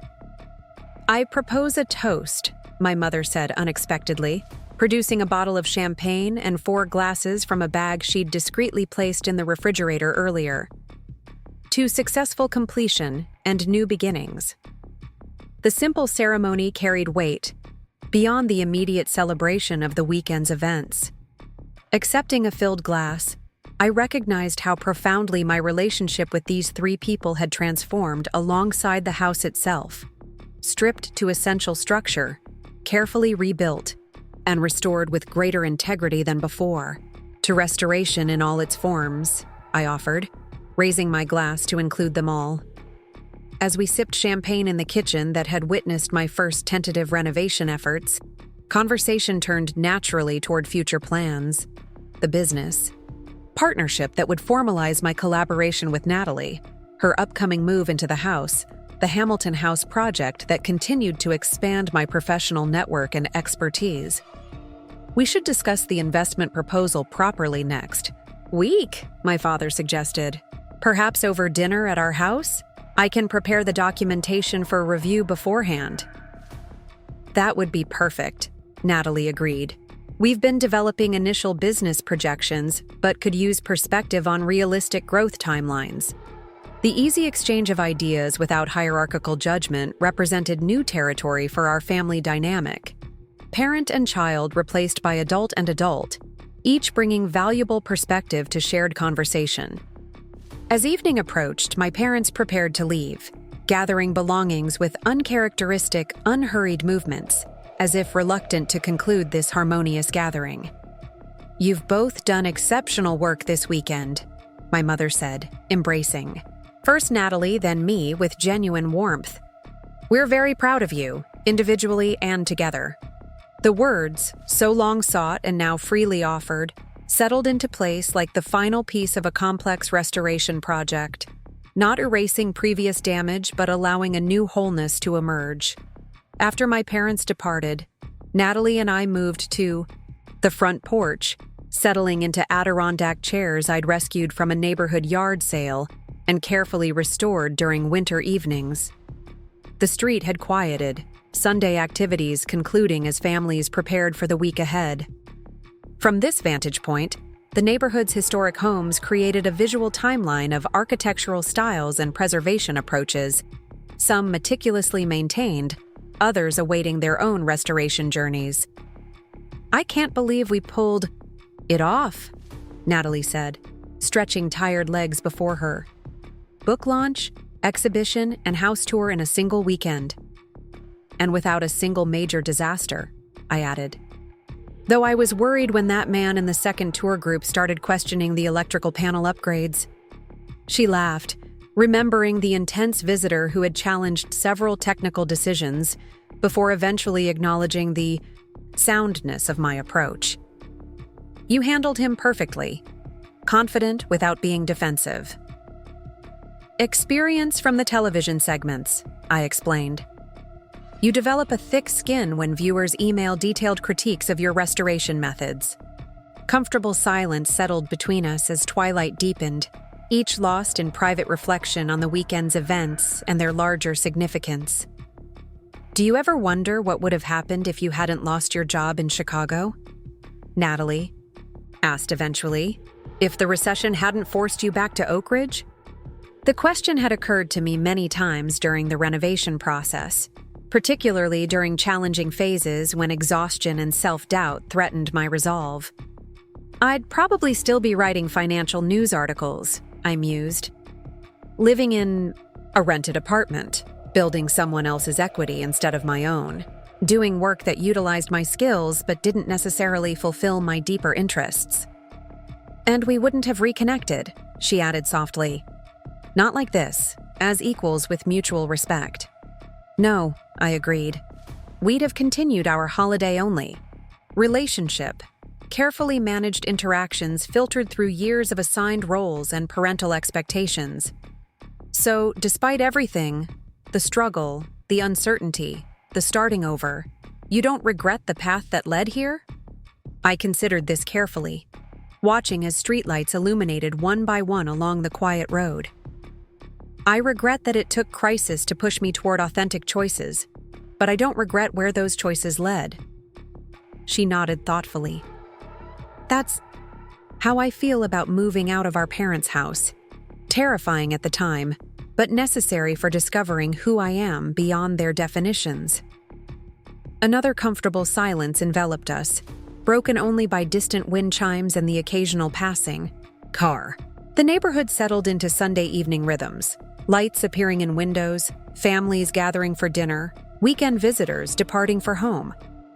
"When should we schedule the furniture move from your apartment?" I asked, shifting to practical considerations for our upcoming cohabitation. "My lease ends the 15th, Natalie replied. "But I could start bringing smaller things over this week if that works for you." "Perfect. And we should discuss how to configure the third bedroom as shared office space for the business. I have some ideas about custom workstations that would maximize the limited square footage." She smiled, hearing the renovation enthusiasm resurface in my voice. "Already planning your next project, I see." "Always," I admitted. "The house may be functionally complete, but I have at least a dozen smaller improvements on my list. The garden needs attention now that interior spaces are finished, and I've been researching period-appropriate landscaping options." "That reminds me, the Hamilton House project manager called yesterday about expanding your consultation role to include the grounds restoration. Apparently, the foundation board was impressed with your approach to integrating historical accuracy with practical updates." The information reinforced growing confidence in my professional evolution. What had begun as desperate solution to unemployment had developed into legitimate expertise recognized by established preservation organizations. "I'd be interested in exploring that," I acknowledged. "Exterior restoration involves different challenges than interior work, but the fundamental philosophy remains consistent. Honor original elements while acknowledging contemporary needs." As darkness settled, fully around us, we moved indoors, continuing conversation about business development, living arrangements, and upcoming projects. The easy exchange of ideas without competitive undertones still felt somewhat novel after years of carefully maintained distance, but increasingly natural as our reconstructed relationship solidified. Later that night, after Natalie had departed, for her apartment with plans to return midweek with initial belongings, I walked alone through the silent house. Each room held memories of its transformation. The living room where I'd spent countless hours stripping decades of paint from intricate woodwork. The dining room where Natalie and I had discovered hand-painted borders beneath layers of wallpaper. The kitchen where I'd learned plumbing basics through YouTube tutorials and determined persistence. Beyond physical renovation, these spaces contained emotional evolution, from desperation to determination, uncertainty to confidence, isolation to connection. The house had become both shelter and mirror, reflecting growth that extended far beyond improved property value or aesthetic enhancement. In the following weeks, our planned transitions unfolded with surprising smoothness. Natalie moved into the second bedroom, bringing minimal furniture but considerable artistic presence that enlivened spaces I had designed primarily for function. Her photographic equipment found home in the third bedroom we'd converted to shared office space, complementing my writing desk and research materials in a workspace that balanced our different professional needs. Our business launch proceeded with careful planning and parental investment that proved both generous and appropriately structured. Chen Restoration and Documentation officially incorporated in May, with clearly defined roles leveraging our complementary skills. My technical expertise and renovation experience paired with Natalie's visual documentation and marketing abilities. Initial clients emerged naturally from connections established during the book launch and exhibition. Homeowners inspired to undertake their own restoration projects, historical societies seeking documentation of significant properties, and preservation organizations interested in educational workshops. The Hamilton House Foundation provided both steady consultation income and valuable institutional credibility that attracted additional clients concerned with historical accuracy, alongside practical improvements. My television segments expanded to include occasional appearances by Natalie, introducing visual documentation as an essential component of thoughtful restoration. These collaborative presentations generated interest in our workshop offerings, creating natural marketing opportunities without aggressive promotion. Family relationships continued their own renovation process. not erasing past patterns, but establishing healthier alternatives through conscious effort and clear communication. Sunday dinners evolved from obligation to genuine engagement, with conversations centered on mutual interests and professional developments rather than implied criticism or comparative assessment. My mother began accompanying me occasionally to estate sales and architectural salvage warehouses, her design background offering valuable perspective on period-appropriate fixtures and furnishings. My father contributed business advice without attempting to control our decisions, respecting boundaries while offering genuine support. Most significant was the transformed relationship between Natalie and me, from competitors in an artificial hierarchy to partners with acknowledged interdependence. Living together revealed both challenges and unexpected benefits, requiring adjustment to different habits and preferences, but providing daily opportunities for collaboration and mutual support. By midsummer, the business had established sufficient momentum to require dedicated office space beyond our home setup. After careful consideration of various options, we leased a small storefront in Oakridge's historic downtown district, a neglected commercial space with good bones and significant architectural details worth preserving. The renovation of this new space became our first joint project, applying residential restoration principles to commercial context while documenting each stage for future workshops and promotional materials. Working together on neutral territory, neither my house nor her apartment solidified our partnership model and established shared aesthetic vision that honored both practical considerations and artistic elements. Throughout this expansion, the house remained central, not just as home, but as ongoing laboratory for techniques, showcase for potential clients, and tangible evidence of restoration's transformative potential. Each small improvement added depth to its character while reinforcing lessons about patience, problem-solving, and long-term investment. One evening in early September, I sat on the front porch watching sunset paint neighboring houses in golden light. The street had changed subtly since my return to Oakridge. 2 additional historic homes had begun significant restoration, inspired partly by my visible success and practical guidance. A young couple had purchased the dilapidated Victorian 3 doors down, consulting with me before embarking on their own renovation journey with realistic expectations and methodical approach. Natalie joined me, bringing coffee and design magazines featuring our recent projects. The Hamilton House restoration had been selected for the cover of a respected preservation quarterly, showcasing both the foundation's commitment to historical accuracy and our documentation approach that made complex restoration accessible to general audiences. The editor called today, she mentioned, settling into the adjacent chair.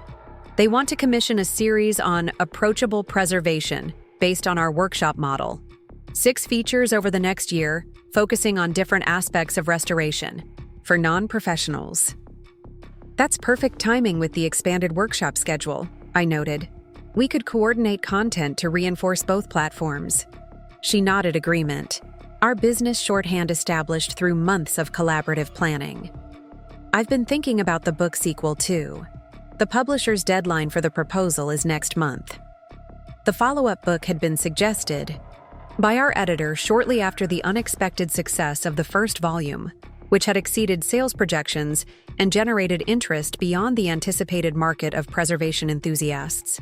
The proposed sequel would focus on restoration as metaphor for personal and community renewal, expanding philosophical elements that had resonated strongly with readers. I've been drafting the outline, I confirmed, focusing on how restoration principles apply beyond physical structures to relationships, communities, professional identities. The Madeline Chen House as central case study, but incorporating other local examples that demonstrate broader applications, including our business development and the Downtown Revitalization Initiative, she suggested, connecting individual restoration to community investment. The Downtown Initiative had grown from our commercial space renovation, attracting other businesses interested in historic properties requiring similar attention.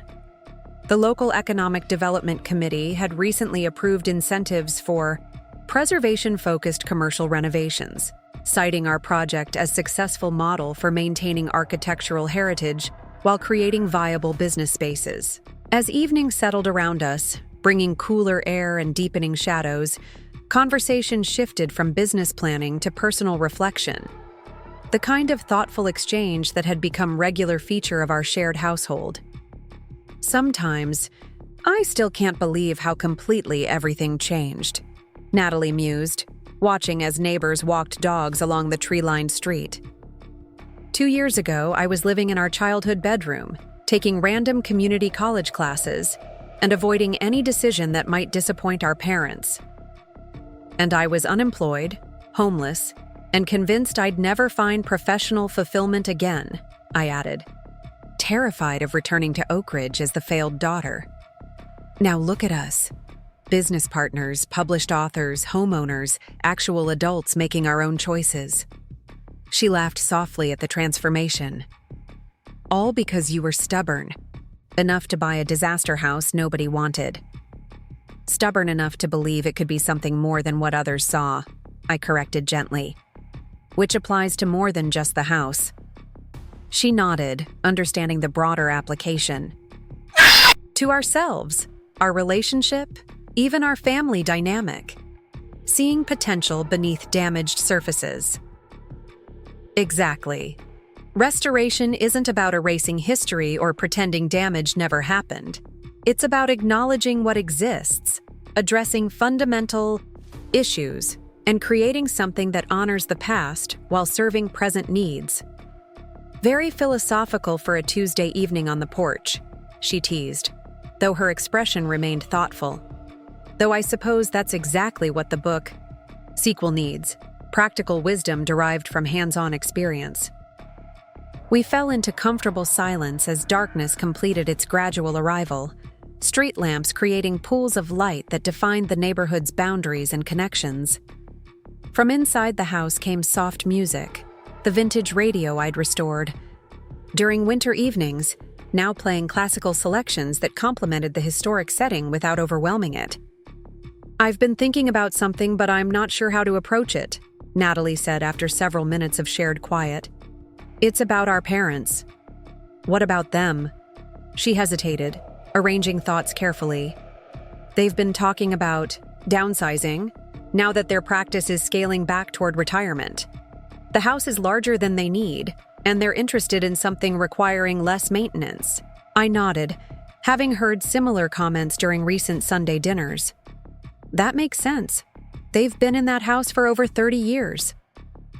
Dad mentioned they're considering renovation rather than buying new construction, she continued.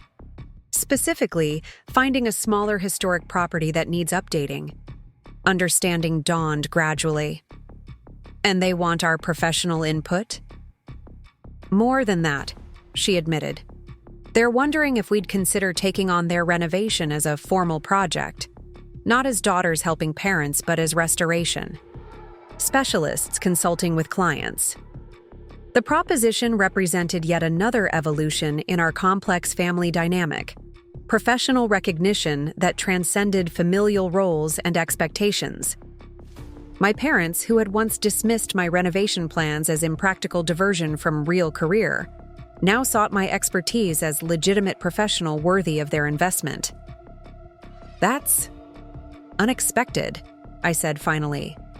Though logical from practical perspective, they know our work quality and business approach firsthand. I told them I'd discuss it with you as my business partner, not my sister, Natalie explained, that any decision would be based on professional considerations, not family obligation.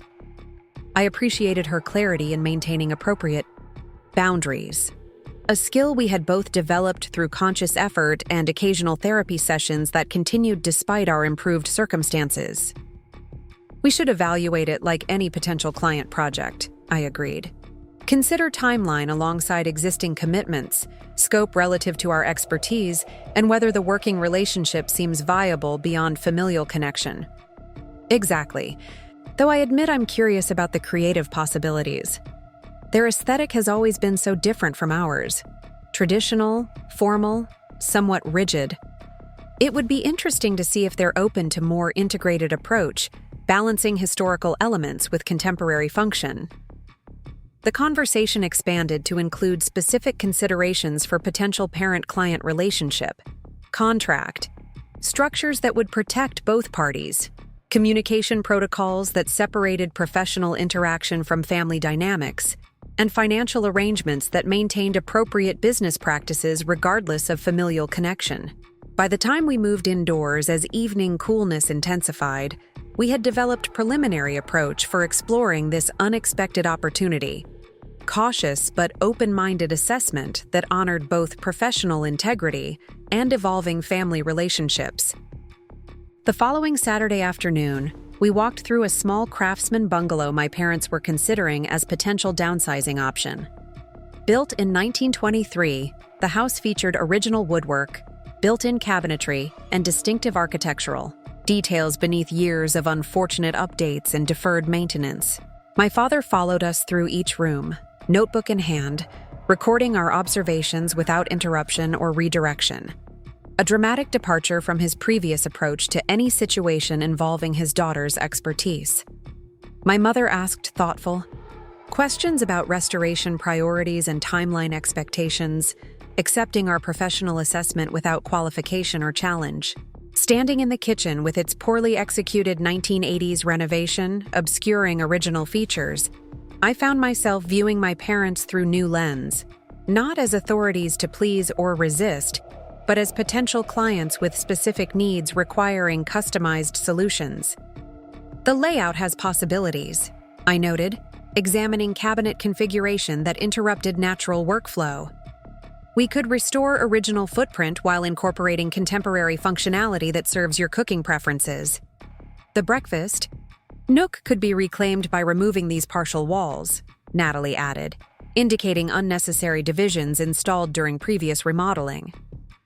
That would restore the light flow from these south-facing windows, while maintaining period-appropriate separation between kitchen and dining spaces.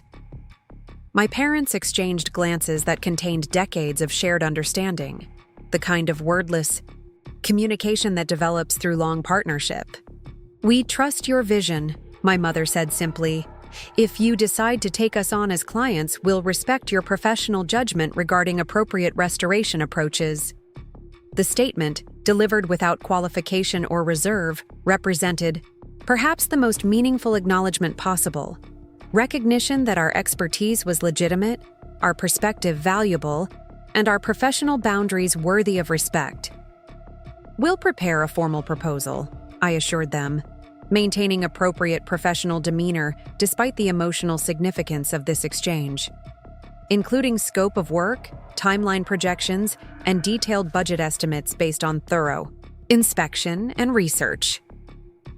As we concluded the walkthrough, my father paused in the entry foyer, its original millwork partially visible beneath layers of thick paint and inappropriate alterations.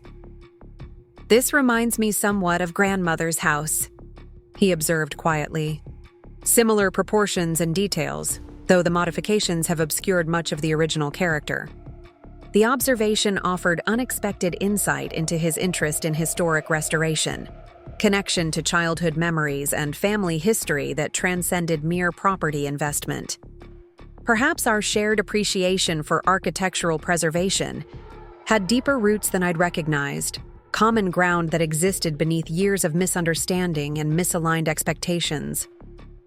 "The bones are excellent," I confirmed, professional assessment colored by newfound personal understanding. "With appropriate restoration, those original elements could shine again while accommodating your current lifestyle needs." The afternoon concluded with tentative agreement to proceed with formal proposal development, contingent on thorough inspection and research into the property's specific architectural history and significant features. Driving home with Natalie, I reflected on the day's significance beyond potential business opportunity. My parents seeking our professional expertise represented complete reversal of traditional family dynamic. Acknowledgement that knowledge flowed in multiple directions, that daughters had developed legitimate mastery worthy of parental investment and trust. "They've changed," I observed, still processing this evolution. Or at least, they're trying to change how they relate to us. We've all changed, Natalie corrected gently, including how we see them. Maybe that's what makes different relationship possible now, mutual recognition that growth happens in all directions. Her insight resonated with themes emerging in my draft outline for the book sequel. Restoration as continuous process rather than finite achievement, requiring ongoing attention to foundation, structure, and evolving purpose. As we turned onto our street, the Wilson Chen house came into view, its restored exterior glowing warm in late afternoon light, window glass reflecting surrounding trees and sky. The sight still occasionally surprised me. This beautiful, functional home emerging from what others had seen as hopeless deterioration beyond salvation. It all started with this house, I mused, pulling into the driveway. Seeing possibility where others saw only problems. The house was just the beginning, Natalie replied, gathering research materials from the back seat. What matters is where the vision leads next. For the business, for our family relationships, for the community restoration initiatives we've helped inspire. Her perspective captured what I had gradually recognized throughout this journey, that physical restoration represented merely visible manifestation of more profound transformation. The house had provided tangible focus for rebuilding professional confidence, reclaiming family relationships, and discovering authentic purpose beyond externally imposed expectations. As we walked up the porch steps together, I paused to appreciate details invisible to casual observation. The carefully matched historic paint colors, the restored transom with original stained glass, the porch columns rebuilt using traditional joinery techniques I had mastered through determined practice and research. More than physical structure, this house had become symbol and shelter for continuing evolution, personal, professional, and relational restoration that honored history while embracing possibility. Each repair represented lesson learned, each restored element embodied perseverance, rewarded. Each preserved feature connected past to present with integrity and purpose. Opening the front door, I stepped into the foyer where my renovation journey had begun. The space transformed from deteriorated shadow of former elegance to welcoming entrance honored by both preservation and renewal. Like the house itself, I had been stripped to essential structure, rebuilt with care and knowledge, and restored to beauty that acknowledged history while embracing future possibility. Home, in every sense that mattered. Up next, you've got 2 more standout stories right on your screen. If this one hit the mark, you won't want to pass these up. Just click and check them out.